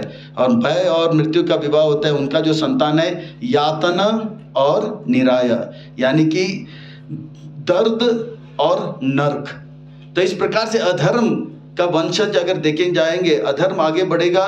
दंभ करना अधर्म है, लोभ करना अधर्म है, क्रोधित होना अधर्म है, कली झगड़ा करना अधर्म है। ये सब करेंगे, मृत्यु तो होगा ही होगा, व्यक्ति मृत्यु से पहले भयभीत रहेगा और मृत्यु के बाद यातन यानी कि नरक में यातन पाएगा। ये चीज़ को अगर 3 बार अगर हम लोग रोज पढ़ेंगे तो यहाँ पे फलस्तुति कहते हैं कि याद करेंगे तो हमारे जो है हम सारे पाप धुल जाएंगे और ये हो जाएगा। अब जो है वर्णन आता है कि स्वयंभू मनु के 3 बेटी का वर्णन हो गया, देहुति, आकुति और जो है प्रासुति। अब सुनो उत्तानपाद। उत्तानपाद महाराज का वर्णन आता है और उत्तानपाद महाराज का जब वर्णन आता है तो कहते हैं कि उत्तानपाद महाराज के 2 पुत्र हुए, एक सुरुचि नाम के जो है रानी से और दूसरा जो है सुनीति नाम के रानी से। सुनीति जो है वो पहला रानी है, बड़ा रानी है। सुनीति का जो है विवाह, सुनिचि का जो पुत्र है वो है ध्रुव और सुरुचि का पुत्र है उत्तम। अब इसे थोड़ा सा अगर हम इस प्रसंग को समझने का प्रयास करेंगे, उत्तानपाद कौन है? उत्तान का अर्थ होता है ऊपर, पाद यानी कि ऊपर, उत्तान यानी कि ऊपर, पाद यानी कि पांव, पांव ऊपर, यानी कि हम लोग सब जब जन्म लेते हैं हमारा पांव ऊपर होता है और हम सर नीचे होता है, तो हम सब उत्तानपाद है। अच्छा, हम जब सुरुचि यानी कि सुनीति, नीति का पालन करेंगे तो हमारे अंदर दृढ़ता आएगा, हम भक्ति में आगे बढ़ेंगे। अच्छा, हम उत्तानपाद है और अगर हम रुचि यानी कि इंद्र तृप्ति की ओर चलेंगे तो उसका परिणाम क्या होगा? उत्तम। उत्तम यानी कि यहाँ पे वो उत्तम नहीं, उत्तम का एक और अर्थ निकलता है तम, उत्तम में उठाकर तम में हमें फेंक दिया जाएगा। अगर जीवात्मा जो कि मनुष्य शरीर लेके हम उत्तानपाद अगर सुरुचि के साथ जो है संग करेगा तो उनका जो परिणाम होगा कि तम में फेंक दिया जाएगा, उठाकर उनको तम में फेंक दिया जाएगा। तो ये है उत्तानपाद राजा और उनके 2 पत्नी। तो ध्रुव महाराज का जो प्रसंग है बहुत ही रोचक प्रसंग है। इस प्रसंग को ध्यान से श्रवण करना चाहिए। इससे पहले कि हम इस प्रसंग की ओर प्रस्थान करें, इस प्रसंग के अंत में फलस्तुति बताया जाता है, तो मैं इसे शुरू में ही बताता हूं, क्योंकि जब भी हम श्रुति का फल सुनेंगे तो मन में एक उत्साह जागृत होगा। तो क्या है फलश्रुति? इस प्रसंग को सुनने से क्या लाभ होगा? तो कहते हैं कि मैं तो सुखदेव गोस्वामी महाराज कहते हैं मैंने ध्रुव महाराज का जो चरित्र है, ये मैत्र ऋषि का ध्रुव महाराज का जो चरित्र है आपको सुनाया। बड़े बड़े भक्त ध्रुव महाराज के चरित्र को बार बार सुनते हैं। कौन बड़े बड़े भक्त है? कौन बड़े बड़े भक्त है? श्रीमती राधा रानी। श्रीमती राधा रानी ध्रुव महाराज के चरित्र को 1 बार नहीं, 2 बार नहीं, हजारों लाखों बार सुनती है। जब चैतन्य महाप्रभु स्वयं भगवान श्री कृष्ण जब वे चैतन्य महाप्रभु राधा रानी के भाव में आते हैं तो वर्णन आता है कि जगन्नाथपुरी में वे गदाधर पंडित से बार बार टोटा गोपीनाथ में कहते हैं कि मुझे ध्रुव चरित्र सुनाए, ध्रुव चरित्र सुनाए, प्रहलाद चरित्र सुनाए। ये बड़े बड़े भक्त जो हैं ध्रुव महाराज का चरित्र बार बार सुनना चाहते हैं। इससे लाभ क्या होगा? तो कहते हैं कि जो ध्रुव चरित्र श्रवण करेंगे उनको खूब धन प्राप्त होगा। अब देखिए धन प्राप्त करने में कितना मेहनत करना पड़ता है। आप बैठे बैठे अगर ध्यान से सुनोगे तो धन प्राप्त होगा, फिर यश प्राप्त होगा, लंबा आयु प्राप्त होगा, स्वर्ग का सुख प्राप्त होगा और ध्रुव लोक में जो जिस प्रकार का भक्ति हो रहा है उस प्रकार का भक्ति हमें प्राप्त होगा, शुद्ध भक्ति प्राप्त होगा, हमारा यश बढ़ेगा और हमारे अंदर जितने भी अच्छे गुण हैं वो हमें प्राप्त होगा और हमें शक्ति और बल प्राप्त होगा और हर कोई जो है एक अच्छा वैष्णव करके हमें आदर देंगे। ठीक है, साथ ही साथ जितना भी हमारे पाप है, जितने भी हमारे दुख है वो सब नाश हो जाएगा। इतना ही नहीं, इस ध्रुव चरित्र में और आगे कहते हैं अगर इस ध्रुव चरित्र को बड़े ध्यान से हम श्रवण करेंगे। अच्छा, आगे बता दें कि इस ध्रुव चरित्र को सुबह और शाम अगर हम इसका स्मरण करेंगे, खास करके पूर्णिमा के रात या अमावास के रात या द्वादशी, आज जो है द्वादशी, या श्रावण के महीने में जो गया चतुर्मास का पहला, हम श्रावण मास में, या शय दिवस या व्यातिपति दिवस, या हर महीने के अंत में या रविवार को अगर ध्रुव चरित्र श्रवण करते हैं, इसका लाभ क्या होगा? वो श्रवण करने वाला और जो कीर्तन करने वाला दोनों जो है अपने जीवन में सिद्धि प्राप्त करेगा, जीते जी परम आनंद का अनुभव करेगा और देह त्यागने के बाद भगवान के धाम में, भगवान के लीला में प्रविष्ट हो जाएगा। तो इस प्रकार से ये ध्रुव चरित्र में इतना इतना लाभ है। जिनको भक्ति चाहिए वो भक्ति मिलेगा, पर धन, भक्ति के साथ साथ धन भी मिलेगा, यश मिलेगा और लंबा आयु और स्वर्ग का सुख भी मिलेगा। तो कौन होगा ऐसा बुद्धिमान व्यक्ति जो ध्रुव चरित्र को नहीं सुनेगा? अर्थात वही व्यक्ति जो ध्रुव चरित्र को ध्यान से नहीं सुनता है वो वास्तव में बुद्धिमान नहीं, वो क्या है? मूर्ख नहीं, महामूर्ख है। तो उत्तानपाद का जब शासन चल रहा है तो वर्णन आता है कि सुरुचि का जो पुत्र है, एक बार जो है दरबार में वे बैठे थे अपने पिता के गोद में, उत्तानपाद के गोद में, उत्तानपाद के गोद में बैठा था। उतने में सुनीति माता का जो पुत्र है ध्रुव, वो आए।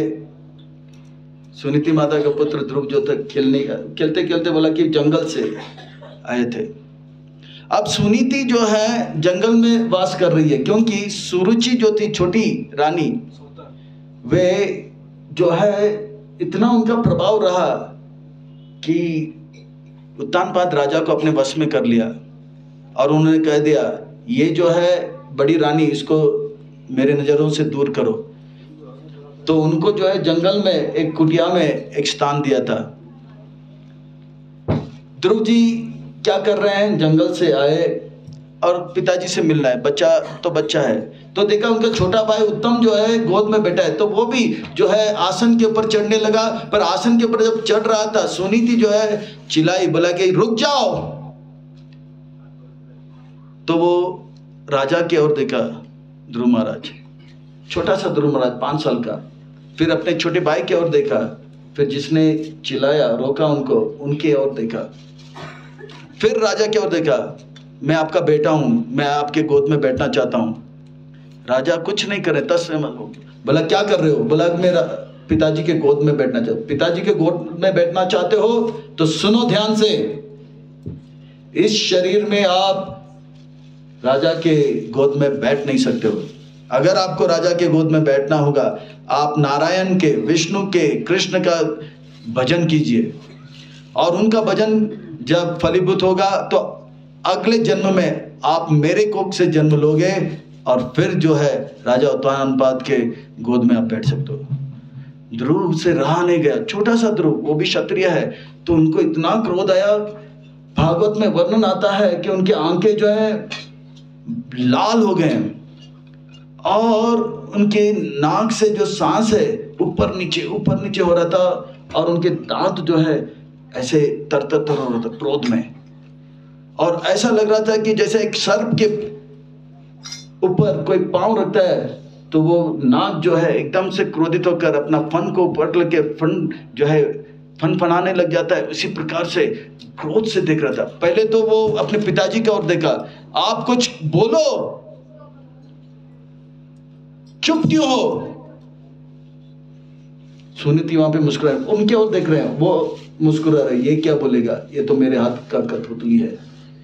फिर वापस पिताजी की ओर देखते हैं, फिर वापस उन्हें उनकी सौतेली माँ की ओर देखते हैं, फिर उस सभा से वो तुरंत निकल जाते हैं और वो कहते हैं कि ये मेरा अपमान हुआ है, छोटा सा ध्रुव, ये मेरा अपमान हुआ है, मैं इस अपमान का बदला लूंगा।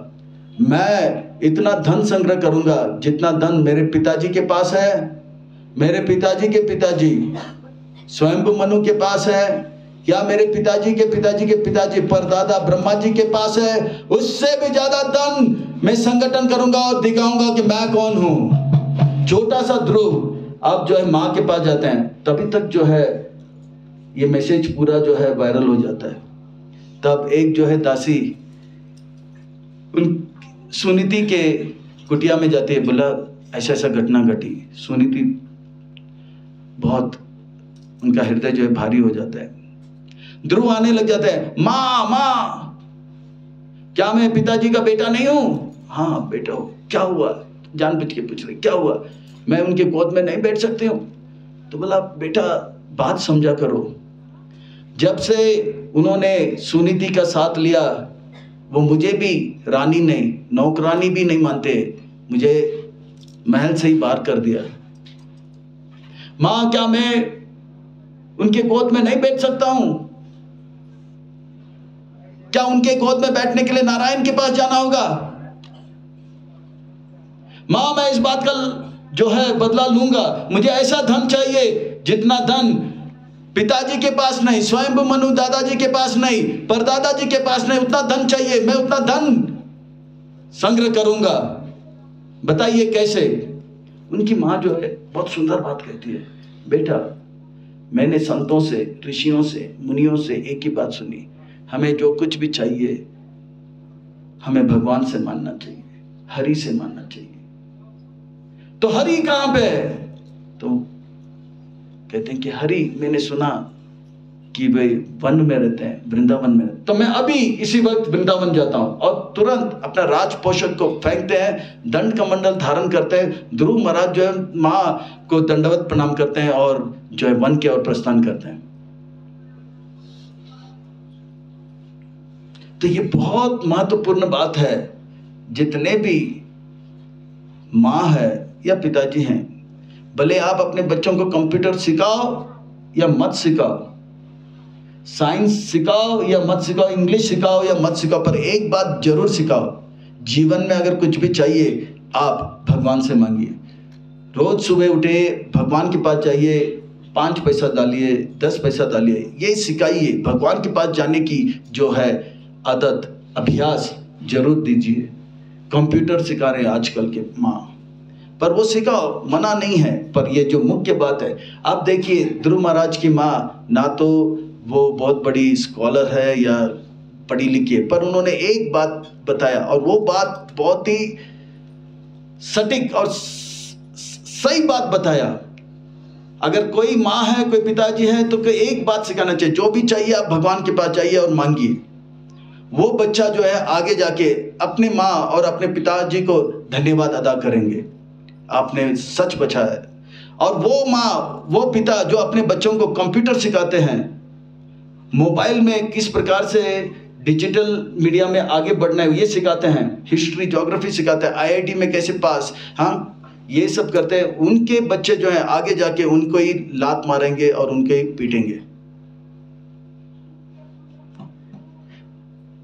जैसे मैं अपने बारे में कहूँगा, वैसे मेरी माँ ज़्यादा पढ़ी लिखी नहीं थी, वह सरल स्वभाव की, पर मुझे एक ही चीज़ बताया, रोज़ सुबह जाओ, नज़दीक में कुछ 50 मीटर दूर एक शिव जी का मंदिर है, तो हम बोलते कि रोज़ जाओ और प्रणाम करो, पैसा 5 पैसा देते थे, डाल के आओ बस।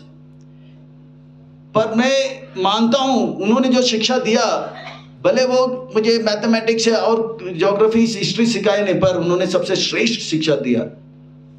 और ये शिक्षा देने में कुछ जाता भी नहीं, इसके लिए श्रद्धा लगता है। हर माँ को चाहिए अपने संतान को, अपने बच्चे को, हर पिता को भी चाहिए, जो भी चाहिए भगवान से मांगिए। तो इस प्रकार से ध्रुव महाराज जब निकले तो साक्षात भगवान जो है वैकुंठ में वर्णन आता है कि वो एकदम से बोला कि मेरा एक भक्त अब तपस्या करने जा रहा है। तो नारद मुनि को बोले, जाओ, ये छोटा सा बच्चा है, अब तक जितने भी महात्मा हुए वो सब जो है अपने यौवन अवस्था में जो है जंगल इत्यादि में गए, ये तो छोटा सा बालक है, जाओ पूछो उनको, कुछ बताओ। और जैसे ही नारद मुनि आए, जैसे ध्रुव महाराज चल रहे थे तो वर्णन आता है कि 4 रास्ता आता है, तो 4 रास्ता तो वो ढूंढ रहा था, वृंदावन के लिए कौन सा रास्ता जाता है, इधर उधर या आगे, दाएं बाएं या आगे। तब नारद मुनि उनके सामने आते, नारद मुनि को देखकर दंडवत प्रणाम करते हैं, क्योंकि उन्होंने देखा राजा उत्तनपाद के सभा में नारद मुनि का आगमन होता रहता है और प्रणाम किए। और जैसे प्रणाम किया तो नारद मुनि ने पूछा कि बेटे कहाँ जा रहे हो? तो बोला मैं जा रहा हूँ वन में। क्यों जा रहे हो? हरि को ढूंढने के लिए। क्यों जा रहे हो? क्योंकि हरि के पास जाऊंगा और माँ ने कहा कि हरि से ही जो है मुझे जो भी चाहिए मुझे प्राप्त होगा। क्या चाहिए तुम्हें? बोला मुझे परदादा से भी ज्यादा, ब्रह्मा जी से भी ज्यादा धन चाहिए। तो कहाँ जाओगे? बोला वन में जाना है। तो बोला वन का मार्ग कहाँ है? तो अब जो है नारद मुनि उनका परीक्षा लेते हैं। बोला बेटा ये उम्र जो है वन में जाने का नहीं है, ये उम्र जो है तो छोटे छोटे गुड़ियों के साथ खिलौने के साथ खेलने का जो समय है। छोटे बच्चे, और वन में पता है शेर होता है, भालू होता है, वो खा जाएंगे अबे। तब वो बोले आप नारद मुनि हो? मैं नहीं मानता हूं, क्योंकि मैं जानता हूं नारद जो है हर व्यक्ति को नारायण से मिलाता है। आप मुझे नारायण से नहीं मिला रहे हो। इसका अर्थ है कि आप सच झूठ मूठ के डुप्लीकेट ढोंगी ड्रामा में एक्ट करने वाले नारद हो। तो नारद मुनि थोड़ा सा होश है, क्योंकि नारद का अर्थ होता है जो औरों को नारायण प्रदान करता है। तो बोला नहीं नहीं नहीं। फिर से वो बोलने लगे देखो ऐसा नहीं कि जंगल में जाएंगे तो ही जो है भगवान मिलेंगे। जंगल में शेर है, भालू है, चीता है, वो लोग भी थे, उनको क्या भगवान मिलते हैं? देखो आप मुझे बताओ वृंदावन का मार्ग क्या है। अगर आप बताओगे तो ठीक है, नहीं तो आप अपने रास्ता, मैं अपने रास्ता। तब नारद मुनि को लगता है ये मेरा शिष्य जो है बनने का योग्य है। फिर बोलते हैं बेटा सुनो, अगर आप भगवान को प्राप्त करना चाहते हो तो आप जाइए सीधा वृंदावन आएगा। वृंदावन में बहुत सारे वन हैं, तो वृंदावन में आप मधुवन में जाइए। मधुवन में यमुना में जाते ही आप डुबकी लगाइए, पवित्र हो जाइए, संकल्प लीजिए और अपना जो है भजन में आप स्थापित हो जाए। आप भक्ति का अनुष्ठान कीजिए और ये जो मंत्र मैं दे रहा हूँ उस मंत्र का जाप कीजिए। ओम नमो भगवते वासुदेवाय।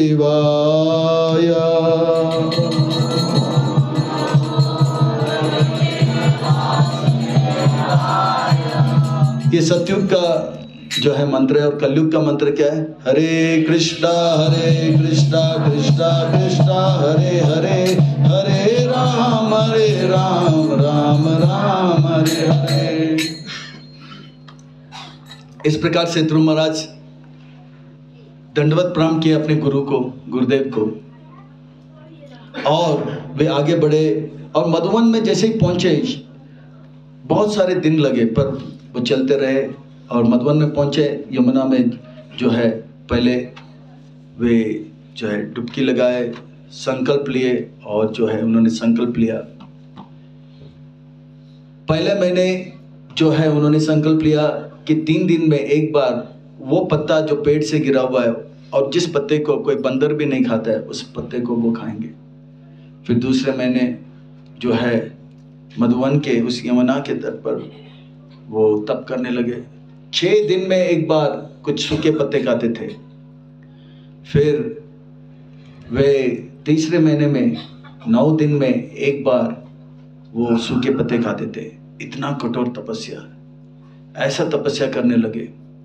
अगर इस प्रकार का विधि कलयुग में हम सबको बताया जाएगा, अब 3 दिन के बाद जो है सूखा पत्ता मिलेगा, भक्ति में लगे रहिए। अच्छा आप सीनियर हो गए 1 महीने का, अब आपको 6 दिन के बाद सूखा पत्ता मिलेगा, भजन में लगे रहो, प्रचार करते रहो। अच्छा आप उससे भी सीनियर हो गए, अच्छा 3 महीने के हो गए, चलो 9 दिन के बाद आपको सूखा पत्ता मिलेगा। तो फिर भक्ति में हम लगे रहेंगे, हम बोलेंगे अरे अरे अरे। प्रभुपाद जी धन्य है, प्रभुपाद जी के आंदोलन धन्य है। प्रभुपाद जी जानते हैं इस कलयुग के जीव का नस को वो जान गए। एक बार श्रील भक्ति सिद्धांत सरस्वती ठाकुर जो है एक सुंदर सा एक उपाख्यान देते हैं। 2 सेठ जी आपस में मिल जाते हैं, तो वो बात करते हैं आपस में। बोला मेरा धंधा तो बहुत अच्छा चल रहा है, पर दूसरा सेठ जी बोलते हैं अरे मैं जो कारोबार कर रहा हूँ, मेरा जो नौकर है वो आता है और भाग जाता है, आता है और भाग जाता है, फिर दूसरा नया लाता है वो भी भाग जाता है। आप कैसे अपने नौकरों को टिकाए रखते हो? तो बोला कोई बात नहीं, इसमें कोई ज़्यादा दिमाग लगाने की बात नहीं। बोला क्या आप क्या करते हो, ये तो बताओ, टेक्निक थोड़ा सा बताओ। तो वो बताया, मैं अपने नौकरों को ये जो राइस होता है ना बासमती का, उस राइस खिलाता हूँ और अच्छा घी देता हूँ और उनको पापड़ और रसमलाई भी खिलाता हूँ रोज। अच्छा ये बात है, इससे काम चलता है। तो इन्होंने भी उसको आजमाया और जैसे ही आजमाया, पुलाव, शुद्ध घी, पापड़ और जो है रसमलाई, ये सब मिल रहा था।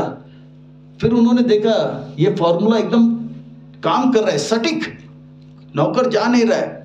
फिर ये सोचा अरे अरे अरे ये खाए जा रहे, तो वो अपना जो है सेवा को बढ़ा दिया। अब नौकर सोच रहा अरे खा तो रहा हूँ पर ये जो है सेवा बढ़ाते जा रहा है। तो फिर एक दिन वो भाग गया, इतना सेवा कौन करेगा। फिर वो दोस्त के बाद फोन किया, बोला अरे देखो आपने जो फॉर्मूला बोला फेल हो गया, वो गया, आप चिंता मत करो। 2 दिन के बाद वो नौकर वापस आया। फिर बोला सेठ जी क्या हो गया? सेठ जी आप मुझे इतना प्यार किए, इतना प्यार दिए, मुझे आपसे अलग रहकर अच्छा नहीं लगता है। वो सेठ जी मुस्कुराने लगा, प्यार क्या, वो तो बासमती राइस है और वो रसमलाई है जिसका आस्वादन आपको हो गया, उसके जो है विरह में आप रह नहीं सकते हो।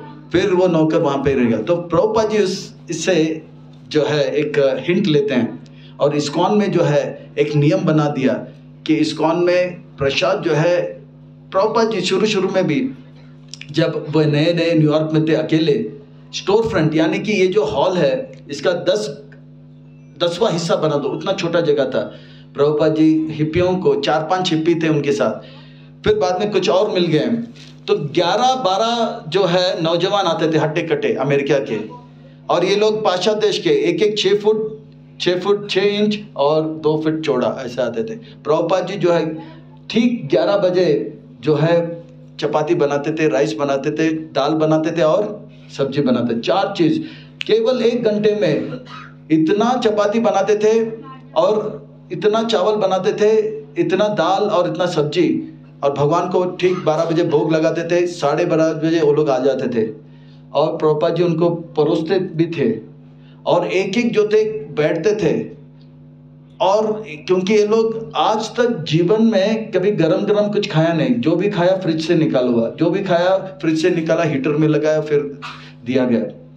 और चपाती जब खाया सब्जी के साथ गरम चावल दावल रिझ गए, एक जो थे 15, 20, 25 चपाती खाते थे और प्रभुपाद जी देखते थे, मुस्कुराते थे। चतुर्विधा श्री भगवत प्रसाद साधना तृप्तान हरि भक्त संग। चतुर्विधा श्री भगवत प्रसाद साधना तृप्तान हरि भक्त संग। तृप्तैव तृप्तिं भजत सदैव वन्दे गुरो श्रीचरणरविन्दं। कृतैव तृप्तिं भजत सदैव वन्दे गुरो श्रीचरणरविन्दं। वन्दे गुरो श्रीचरणरविन्दं। वन्दे गुरो श्रीचरणरविन्दं। प्रभुपाद जी बहुत प्रसन्न हो जाते थे। वो लोग खाते थे, एक जो 20 चपाती खाते थे, वो भी उनका शरीर भी आवश्यक था, ऐसा तो खाते थे और एकदम खुश हो जाते थे। रोज खाते थे वो लोग ऐसे खा के।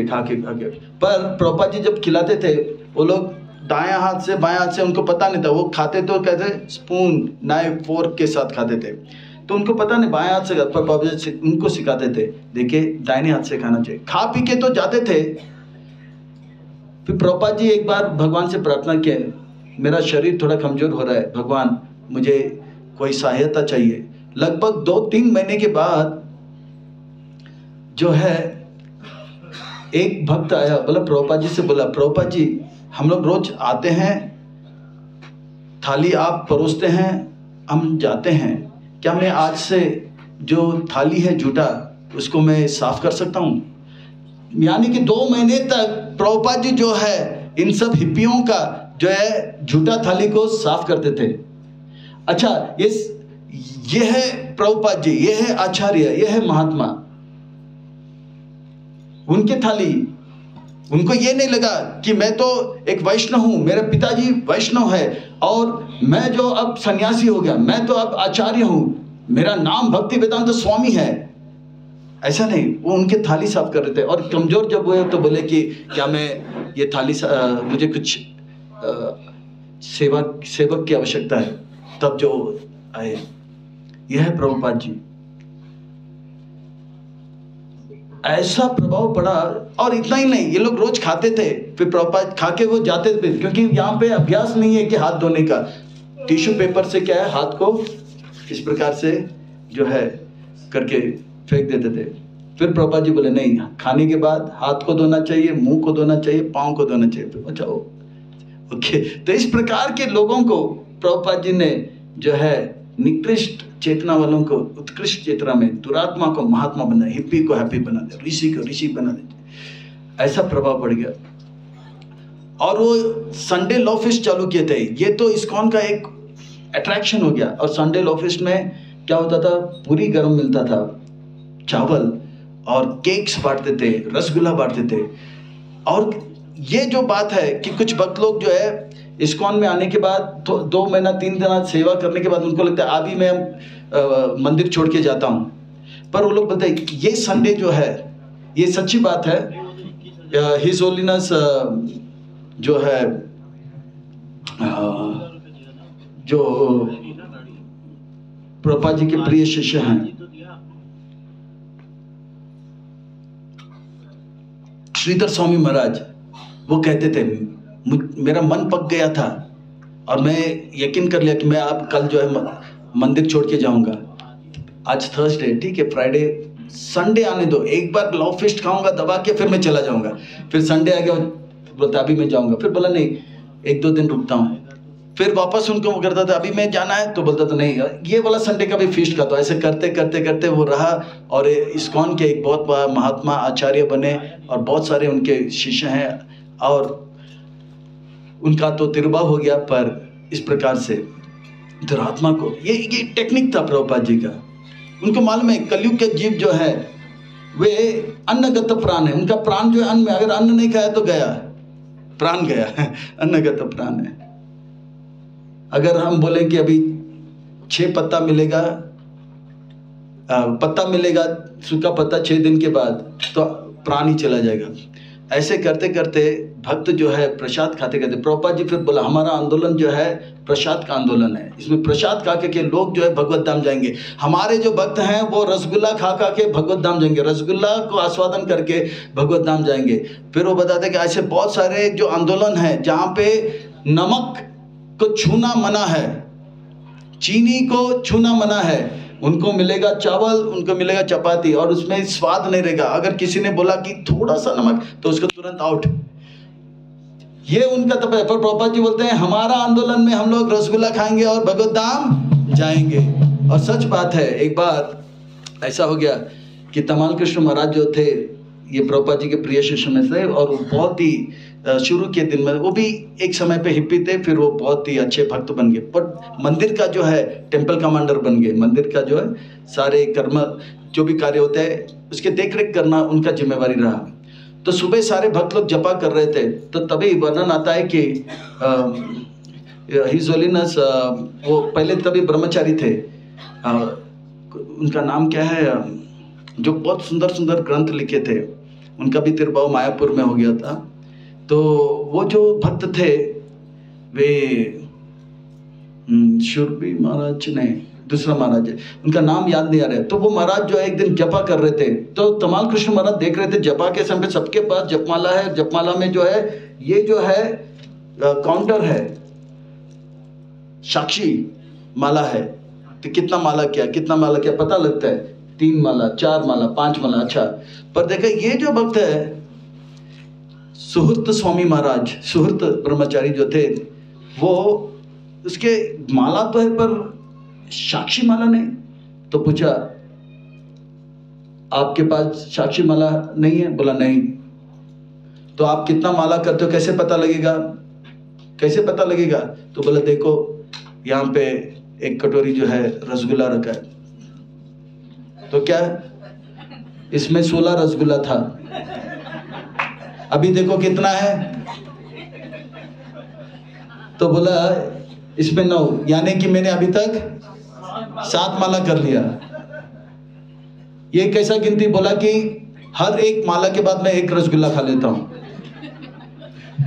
तो तमाल कृष्ण महाराज बोले ठीक है ये गिनती तो करो। फिर वापस बोला अरे सुबह सुबह अगर इतना खाएगा तो वो खा के सो जाएगा। फिर वापस आया, आज का जो है भागवतम क्लास आपको देना होगा, यानी कि सुबह 8 बजे जो क्लास होगा आपको देना होगा। गुरु पूजा दर्शनार्थी हो गया। सूरत स्वामी महाराज तभी ब्रह्मचारी थे, तो उन्होंने क्लास दिया।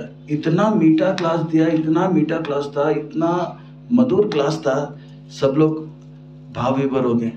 तब तमाल कृष्ण महाराज बोले लगता है आप इतना मीठा मीठा मीठा खाकर इतना मीठा क्लास देते हो। और इस प्रकार से ये सूरत स्वामी महाराज आगे जाके एक बहुत ही बड़े सन्यासी हुए, गुरु हुए, बहुत बड़े उन्नत कोटि के महात्मा बने। उनका भी तिरुभाव मायापुर में हुआ। तो इस प्रकार से प्रभुपाद जी है कलयुग के नस को जान गए। कलयुग में लोग नाचना पसंद करते हैं, कलयुग में लोग गाना पसंद करते हैं, कलयुग में लोग खाना पसंद करते हैं। पार्टी पार्टी पार्टी, अरे आज बर्थडे है तो पार्टी, अरे प्रमोशन मिल गया तो पार्टी। तो आप ये पार्टी पार्टी पार्टी, लोगों के अंदर ये भाव कैसे आ गया? क्योंकि पार्टी में होता क्या है? नाचो गाओ खाओ पियो। तो ये जो भाव जो है आध्यात्मिक जगत में, भगवान श्री कृष्ण जो है अपने दोस्तों के साथ रहते हैं तो वो खेलते हैं, नाचते हैं, गाते हैं। फिर जब थक जाते हैं तो सब लोग जो कचौरी लड्डू पूरी सब मिलकर खाते हैं। भगवान के धाम में भगवान यही करते हैं, नाचना गाना और खाना। ये भगवान के धाम में इस प्रकार का लीला होता है। तो यही भाव जो है यहाँ के लोगों के भी अंदर आ गया। वो भी नाचना गाना पसंद करते हैं, पर इनका नाचना गाना जो है माया के लिए होता है, इसीलिए बहुत ही घातक होता है। यहाँ पे लोग नाचते हैं, पर नाचते नाचते खुश होना चाहिए, थोड़ी देर खुश हो जाते हैं, फिर बाद में एकदम से उनके अंदर भय उत्पन्न हो जाता है। मान लो कि एक पार्टी है, उसमें लड़का लड़की नाच रहे हैं, तो जो लड़का जो है देखता है कि ये लड़की इतना सुंदर है, वो मेरे साथ नाचनी चाहिए, वो किसी और के नाच, इसको जलन हो जाए। और जो लड़का सुंदर लड़की के साथ नाच रहा है तो उसको डर रहता है कि ये सुंदर लड़की किसी और को ना देखे, तो नाचने के बाद उनका मन जो है और खराब हो जाता है। पर हम भक्त लोग भगवान के सामने नाचते हैं तो भगवान की खुशी के लिए तो परम आनंद का अनुभव होता है। तो प्रभुपाद जी ने कहा कि हमारे संस्था में रोज चैंटिंग डांसिंग एंड फीस्टिंग होना चाहिए। और ये चैंटिंग एंड डांसिंग फीस्टिंग के माध्यम से प्रभुपाद जी ने ऐसा जो है विप्लव लाया, ऐसा जो आंदोलन लाया। ये कली काल के अधर्म के शासन में प्रभुपाद जी ने ऐसे ऐसे जो है जगह में जहाँ पे कली का प्रभाव था, वहाँ पे जो है भक्ति का जो है वहाँ पे उन्होंने एम्बेसी या भक्ति का जो है राजधानी खोल दिया। न्यूयॉर्क, फिर सैन फ्रांसिस्को, फिर लंदन, फिर पेरिस और सब जगह पे वहाँ तो वहाँ, फिर भारत में भी फिर से जो है हरे कृष्ण महामंत्र का आंदोलन को फैलाया। और ऐसा प्रचार हुआ कि रूसी जो है हिप्पी जो है हैप्पी बन गए, रूसी जो है ऋषि हो गए, चीनी जो है मुनि हो गए, जापानीज लोग जपा में लग गए, और दुखी लोग जो है सुखी होकर भगवान का नाम कीर्तन कर रहे हैं। हरे कृष्णा कृष्णा कृष्णा हरे हरे, हरे राम राम राम। देखिए बात यह है कि हमें भगवान का भक्ति करना है, भगवान से प्रेम जो है उत्पन्न करना है। अगर तपस्या करके होता है तो ठीक है, तपस्या कीजिए। अगर तपस्या करके नहीं हो रहा है तो नाचो गाओ, प्रसाद खाओ और भगवान का भजन करो। तो 9 दिन जब हुआ, तीसरा महीना आया तो 9 दिन में एक बार, चौथा महीना 15 दिन में एक बार, 5वें महीने में सूखा पत्ता खाना छोड़ दिया, वो अपना सांस को रोक दिया। 15 दिन में एक बार सांस लिया करता था। वो समय कुछ अलग था, वहां पे जो है शरीर भी तंदुरुस्त था, इस प्रकार का आलस लोगों को नहीं होता था। ये हमारा और उनके बीच में एकदम प्लानिंग था। जब मैं बोलूँगा कि ध्रुव महाराज ने तपस्या किया, सतयुग का शरीर था, सतयुग के शरीर में जो है आलस नहीं आता है, पर कलयुग के शरीर में थोड़ा देर बैठेंगे तो हमने उनको बोला था, जैसे ही मैं बोलूँगा सतयुग में उन्होंने तपस्या किया तो आप वहाँ से ऐसा करना। ये मत समझना कि वो अपने से किया, ये हमारा सुपर प्लानिंग, हम जो भी करते हैं एकदम सुपर प्लानिंग के साथ करते हैं। तो इस प्रकार से जो है कलयुग का शरीर बहुत कमजोर होता है, इसके लिए बार बार अन्न खाना पड़ता है। अब जो है ये जो है ऐसा सतयुग का जो वातावरण है, पानी, थोड़ा पानी पीने से 10 दिन तक खाए भी नहीं तो भी चलेगा, और सांस भी ले तो 2-3 दिन खाए नहीं तो भी चलेगा। तो वो ऐसा पवित्र वातावरण था।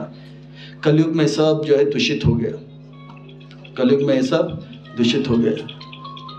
अब जो है 6ठा महीना जब आया तो भगवान ध्रुव महाराज जो है सांस लेना छोड़ दिया, एक पांव पे खड़े हो गए और दोनों हाथ को ऊपर किए और इस प्रकार से ओम नमो भगवते वासुदेवाय इसका जप करने लगे। ध्रुव महाराज के शरीर से ताप बढ़ने लग गया, इतना जो है ताप बढ़ने लगा, कहते हैं कि पूरा ब्रह्मांड में जो है गर्मी बढ़ गया। ऐसा सारे देवी देवताओं को लगने लगा, स्वर्ग के देवी देवता जो एसी में बैठते हैं तो उनको लगा कि 40 जो है डिग्री 50 डिग्री हीट आने लगा। बोला अरे लगता है कि प्रलय का समय नजदीक आया। तो सब ब्रह्मा जी के पास गए, ब्रह्मा जी के पास से सब ब्रह्मा जी के साथ जो है सब विष्णु के पास गए। विष्णु मुस्कुराने लगे, बोला कि डरो मत, ये मेरा भक्त है, तपस्या कर रहा है। सारे देवता जो है कांपने लगे। तो फिर ब्रह्मा जी विष्णु जो है गरुड़ में आरूढ़ होके बड़े प्रेम से आ रहे थे। भगवान इतने प्रसन्न थे, आज तक जितने भी तपस्वी योगी महात्मा को देखे वो सब दाढ़ी मूछ और जटाधारी थे। ये पहली बार एक बच्चा जो है मेरा भक्त बन रहा है, इस भक्त को मैं अच्छी तरह से देखना। यहाँ पे ध्रुव महाराज जो है दोनों आंख बंद करके हाथ ऊपर करके ओम नमो भगवते वासुदेव का मंत्र जप कर रहे हैं और हृदय में भगवान का जो है सच्चिदानंद विग्रह स्वरूप जो है, जो षड ऐश्वर्य से पूर्ण भगवान का जो पीतांबर वस्त्र इत्यादि को देखकर वो भाव विभोर हो रहे हैं, हृदय में भगवान का दर्शन कर रहे हैं। और वही भगवान अब गरुड़ में आरूढ़ हो गए हैं और गरुड़ से आरूढ़ होकर वो नीचे खड़े रहे और गरुड़ के गर्दन में अपना बाएं हाथ रखकर भगवान जो है बहुत देर से रुके थे, ध्रुव महाराज को देख रहे हैं। इतना छोटा सा बालक मेरा भक्त बन गया, बहुत ही प्रसन्न हो गए थे। ये छोटा सा बालक मेरा भक्ति कर रहा है, अकेले अकेले करे। एकदम से भगवान मुस्कुराते हुए देख रहे हैं। यहाँ पे ध्रुव महाराज को पता नहीं कि भगवान आ गया। भगवान बोला मैं इतने देर से खड़ा हूं, ये उनको पता भी नहीं मैंने आया। अब भगवान जब कर रहे थे तो गरुड़ जी भी खड़े थे, तो गरुड़ जी का पांव भूमि को स्पर्श नहीं करे, भगवान का पांव भी ऐसे खड़े थे, भगवान भी एकदम आराम से खड़े थे। फिर भगवान ने किया इसका ध्यान अपने और संग्रह करने के लिए, एकदम से उनके हृदय में जो भगवान का दर्शन हो रहा था वो गायब हो गया। ध्रुव महाराज विचलित हो गए, भगवान कहाँ, भगवान कहाँ। फिर आगे सोचा कि वही भगवान सामने खड़े हैं और मुस्कुरा रहे हैं। तो वो एकदम उनकी खुशी का कोई ठिकाना नहीं था, एकदम से अष्ट सात्विक विकार प्रकट किए, उनके रोंगटे जो है कांपने खड़े हो गए और उनका शरीर जो है कंपित होने लगा, गदगद होने लगा। ओम नमो भगवते वासुदेवाय, तो गदगद होके बोलने लगा। फिर उनको होश आया कि माँ ने कहा कि जब भी भगवान सामने आएंगे तो क्या करना चाहिए, दंडवत प्रणाम करना चाहिए। उन्होंने दंडवत प्रणाम किया। फिर उसको याद आया कि भगवान जब भी आएंगे तो सारे संत महात्मा क्या है स्तुति करते हैं, पर भगवान मुस्कुरा रहे थे, ये ध्रुव ये सब कर रहा है तो स्तुति करने पर। ध्रुव महाराज ना तो गुरुकुल गए, 5 साल का बालक है, उनको कुछ भी पता नहीं, तो फिर क्या कर बोले तो क्या बोले, तो वो सोच रहा था क्या बोले, तो फिर पूरा 12 कड़ी बोल दिया, क बोला जो भी है इसी से आएगा, भगवान को जो कुछ भी चाहिए मंत्र या स्तुति इसमें से स्वीकार करे। तो भगवान मुस्कुराने लगे। भागवत में वर्णन आता है भगवान जो शंख गदा चक्र धारण किए थे वे अपने शंख से ध्रुव को स्पर्श करते हैं। जैसे ही शंख से स्पर्श करते हैं उनको पूरा जो ज्ञान प्राप्त हो जाता है और सुंदर भागवत में स्तुति आता है।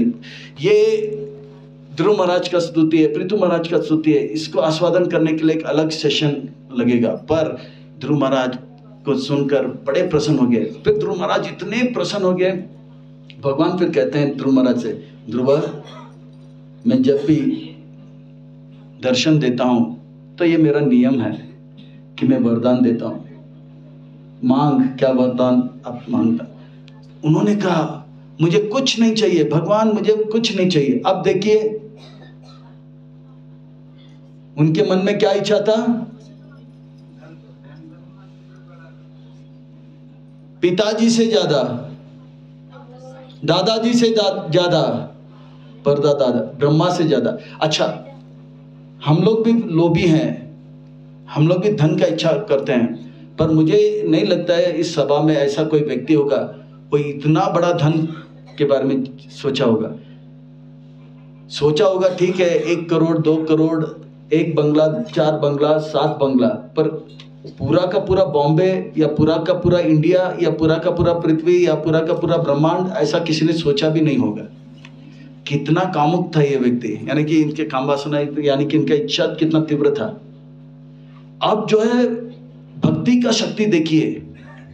अभी देखिए हम लोग सोचते हैं कि 1 लाख 2 लाख या 1 करोड़ मिले, भगवान का भक्ति भी कर रहे हैं पर वो इच्छा जा नहीं रहा है। ध्रुव महाराज का भक्ति और उस भक्ति में जो तीव्रता देखिए, उनका जो इच्छा था वो पूरा, और उनका जो क्रोध था कि मैं बदला लूंगा वो भी गया।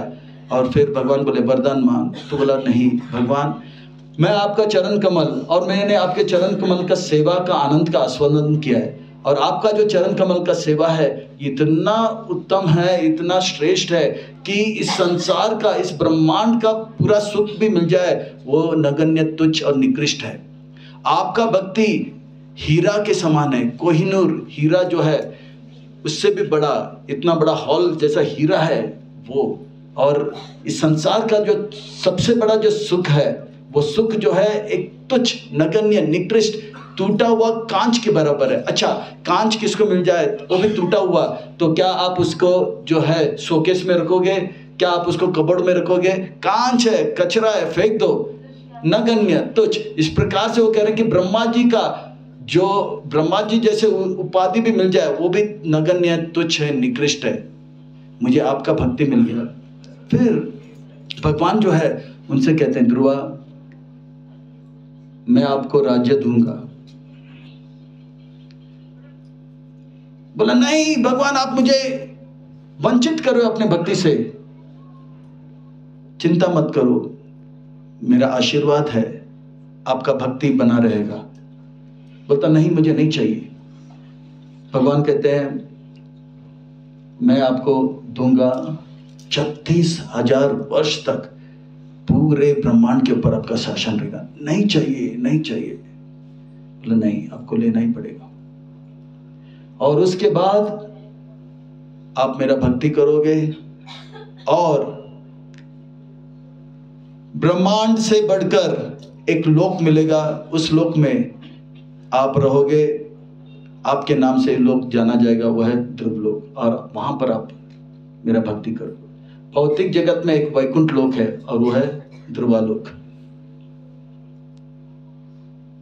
बोला नहीं चाहिए, नहीं चाहिए, लीजिए। भगवान इसलिए उनको धन दे रहे थे। भविष्य में कलयुग के कुछ नास्तिक लोग बोलेंगे देखो भगवान का भक्ति किया ना, 6 महीना, 3 दिन, 6 दिन, 9 दिन, फिर 15 दिन में एक बार सांस लेना और आखिर में सांस नहीं लेना। भगवान ने बहुत चालाकी से ध्रुव महाराज का मन को ही पलट दिया, उसको 1 पैसा भी नहीं दिया। भगवान बहुत चालाक है, पैसा नहीं देते हैं। तो भगवान जानते हैं कलयुग में ऐसा कुछ कंप्लेन आएगा। बोला नहीं आप लीजिए। और दूसरी बात भगवान याद दिलाते हैं ध्रुवा आप जो है पिछले जन्म में, ये विष्णु पुराण में वर्णन आता है, आप जो है पिछले जन्म में एक बहुत बड़े योगी थे। आप जो है पर्वत के गुफा में ध्यान लगा रहे थे और आपका समय आ गया था और मैं गरुड़ में आरूढ़ होकर आ ही रहा था। तब उस पर्वत के नीचे मार्ग में राजा जो है अपने प्रजा के साथ रथ पे आरूढ़ होकर राजा का जय जयकार और ये सब जो है शोभा को देखकर आपका ध्यान हट गया और मैं यहाँ पर आपको लेने आ रहा हूँ और आपका ध्यान वहाँ पर चला गया और आपके मन में एक इच्छा उठा, काश मैं भी राजा होता। तब मेरा जो फ्लाइट है रुक गया। बोला मेरा भक्त ये इच्छा करता है कि वो राजा हो जाए, तो मैं वापस गया। फिर आपको ये जन्म मिला जहाँ पर आप जो है उत्तानपाद का पुत्र बनकर आए। तो मन में जो भी इच्छा उत्पन्न होता है भगवान उसे पूरा कर देते हैं। तो इसलिए बहुत सावधान होना चाहिए। धीरे धीरे मन में एक ही विचार लाना चाहिए, भगवान मुझे आपका भक्ति चाहिए, आपका भक्ति चाहिए। अगर थोड़ा सा भी इच्छा होगा कि मुझे वो चाहिए तो वो फ्लाइट जो है रुक जाएगा, वापस जाएगा। ये इच्छा पूरा करने के लिए एक और जन्म लेना पड़ेगा। हमको तो यहाँ पे वापस जन्म लेना ही नहीं। आदि शंकराचार्य बहुत सुंदर बात कहते हैं, पुनरपि जननम पुनरपि मरणम पुनरपि जननी जठरि शयानम इह संसारे बहुदुस्तारे कृपया पारे पाए मुरारे कृपया पाए पारे मुरारे कृपया पाए पारे मुरारे। हे भगवान मुरारी, पुनरपि जननम पुनरपि मरणम, एक बार जन्म लिया फिर मरण, फिर मरने के बाद कहानी रुकता नहीं, फिर वापस माँ के जठर में यानी कि पेट में अयन यानी कि जन्म लेना। बहुत हो गया, बहुत हो गया, कृपया पाए पारे में बहुत उस्तारे, बहुत दुख है। जैसे कि किसी व्यक्ति को हड्डी पसली को एक करके मुरड़ देते हैं, फिर बाद में छोड़ते नहीं, फिर वापस मुरड़ देते हैं। तो ऐसा जब होता है तो कितना कष्ट का अनुभव होता है। बोलते हैं बहुत कष्ट का अनुभव हो रहा है, बहुत कष्ट का अनुभव हो रहा है। कृपया पाहे पारे मुरारे कृपया पाहे पारे मुरारे कृपया पाहे पारे मुरारे। मुझे बचाओ, इस जन्म मृत्यु के चक्कर से बचाओ। ये हमारा आखिरी जन्म होना चाहिए इस भौतिक जगत में। प्रभुपाद जी के आंदोलन में इतना कृपा है, हमें ध्रुव महाराज जैसे तपस्या करने की आवश्यकता नहीं है। प्रभुपाद जी कहते हैं कि आप 16 माला रोज जप करो, 4 नियम का कड़ाई से पालन करो और अंत समय जब आएगा, तीसरा बात कहते हैं और संस्था के साथ जुड़े रहिए। एक बार नहीं, 2 बार नहीं, अनेक बार इस बात को कहा है। प्रभुपाद जी कहते हैं 16 माला जप, 4 नियम पालन और जो है आप कड़ाई से पालन कीजिए। क्या इस्कॉन को मत छोड़िए। अगर अंत समय आएगा और आपके लिए फ्लाइट नहीं आएगा तो चिंता मत कीजिए, मैं स्वयं आऊंगा और आपको लेकर जाऊंगा। अगर वैकुंठ का दरवाजा बंद होगा तो हम वैकुंठ से आगे जाएंगे और मथुरा से आगे जाएंगे, वृंदावन में आएंगे और वृंदावन का सामने का जो द्वार है अगर वो बंद होगा तो हम वृंदावन के पीछे वाले जो बड़े द्वार है वहां पे जाएंगे। वो द्वार भी बंद होगा, पीछे वाले जो द्वार है उसका जो छोटा वाला द्वार है उसका चाबी श्रीमती राधा रानी ने मुझे दिया है। वो चाबी से वो दरवाजा खोलूंगा और आपको मैं एंट्री दूंगा। अब ध्रुव महाराज का तपस्या एक तरफ और 16 माला जप रोज का एक तरफ, कौन सा आसान है? ध्रुव महाराज जैसा 16 माला जप और 4 नियम पालन। भक्तों के संग में रहेंगे तो ये 4 नियम पालन भी अपने आप हो जाएगा। इसीलिए भक्तों के संग में अगर भक्ति करेंगे तो जरूर, वो भी प्रभुपाद जी के आंदोलन में बहुत कृपा है, बहुत कृपा है, बहुत कृपा है, क्योंकि वो राधा रानी के विशेष सेवक हैं। तो इस प्रकार से ध्रुव महाराज गड़गड़ रोने लगे, स्तुति किए, भगवान ने उनको वरदान दिया। फिर भगवान मुस्कुराते रहे, देखते रहे, ध्रुव महाराज भगवान को देखते रहे। फिर भगवान बोले कि मैं, उनका इच्छा नहीं कर रहा था, इतना छोटा सा बालक इतना भक्ति किया, जाना नहीं। फिर भगवान बोलते कि मैं अब प्रस्थान करता हूँ। ध्रुव महाराज दंडवत प्रणाम किए, पर भगवान जो है गरुड़ में आरूढ़ थे, बार बार पीछे पीछे देख रहे थे। अब ध्रुव महाराज रो रो के वापस आ रहे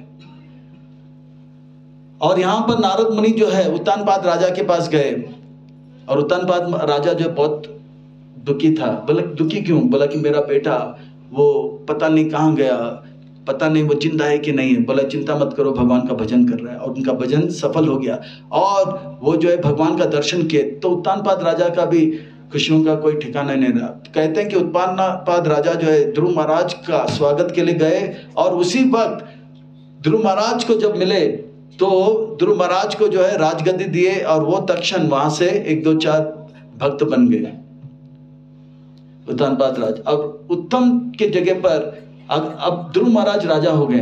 अब मैं एक प्रश्न आप सबसे कहना चाहता, अगर मान लो कि ध्रुव महाराज अगर भक्ति ना किया होता तो राजा कौन बन जा? उत्तम बन जाता था। अच्छा, अगर मान लो कि ध्रुव महाराज ने भगवान का भक्ति नहीं किया होता तो ज्यादा से ज्यादा उनको कितना संपत्ति मिलता?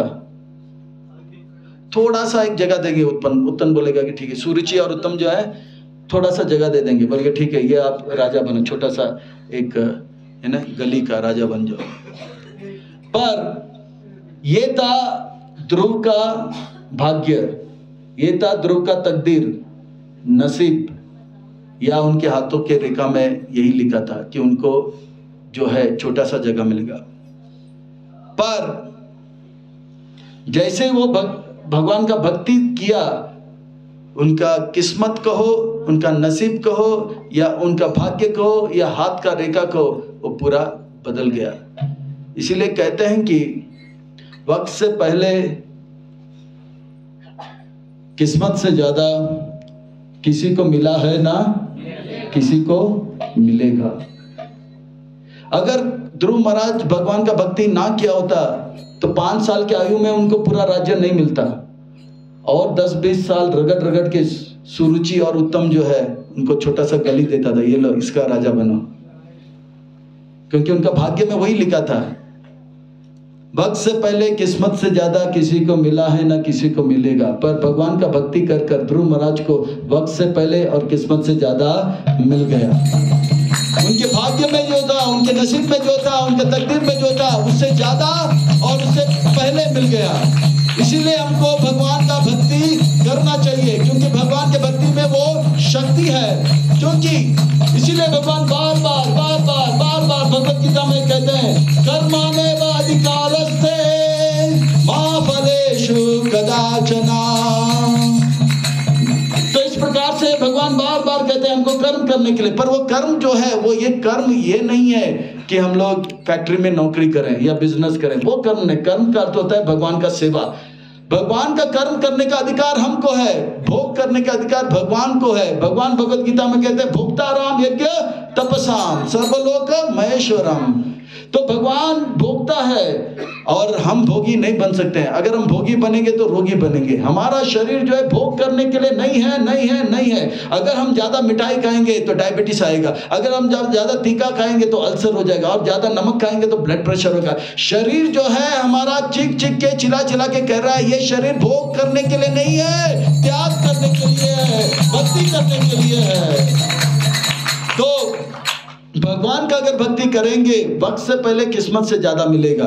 अगर भगवान का भक्ति नहीं करेंगे जो है वो समय से मिलेगा, और वो भी जितना नसीब में तकदीर में भाग्य मिलेगा वही मिलेगा। ये केवल ध्रुव महाराज के लिए नहीं, 5 पांडवों के लिए भी ऐसा ही है। 5 पांडवों के नसीब में भी राज्य नहीं था, पर भगवान का भक्ति किया और पूरे भारत के वो सम्राट हो गए। तो इसीलिए भगवान कहते हैं कर्माणि एव अधिकारस्ते मा फलेषु कदाचन।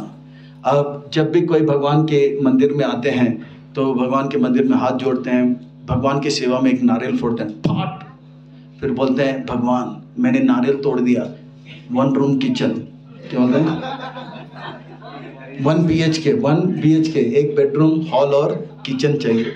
तो भगवान जो है नारियल वो यहाँ पे पड़ता है, तो भगवान जो है अपने सर पे हाथ रख देता है, अरे ये आया तो मेरा सेवा में और मेरा सेवा भी किया और मांगा तो मांगा 1 BHK। अरे वो नहीं जानते कि मैं उनको क्या देने वाला था, ये तो 1 BHK मांग लिया। भगवान बोला मैं इसीलिए कहता हूँ कर्मान एव अधिकार से माँ फलेषु कदाचन। फल के बारे में चिंता मत करो,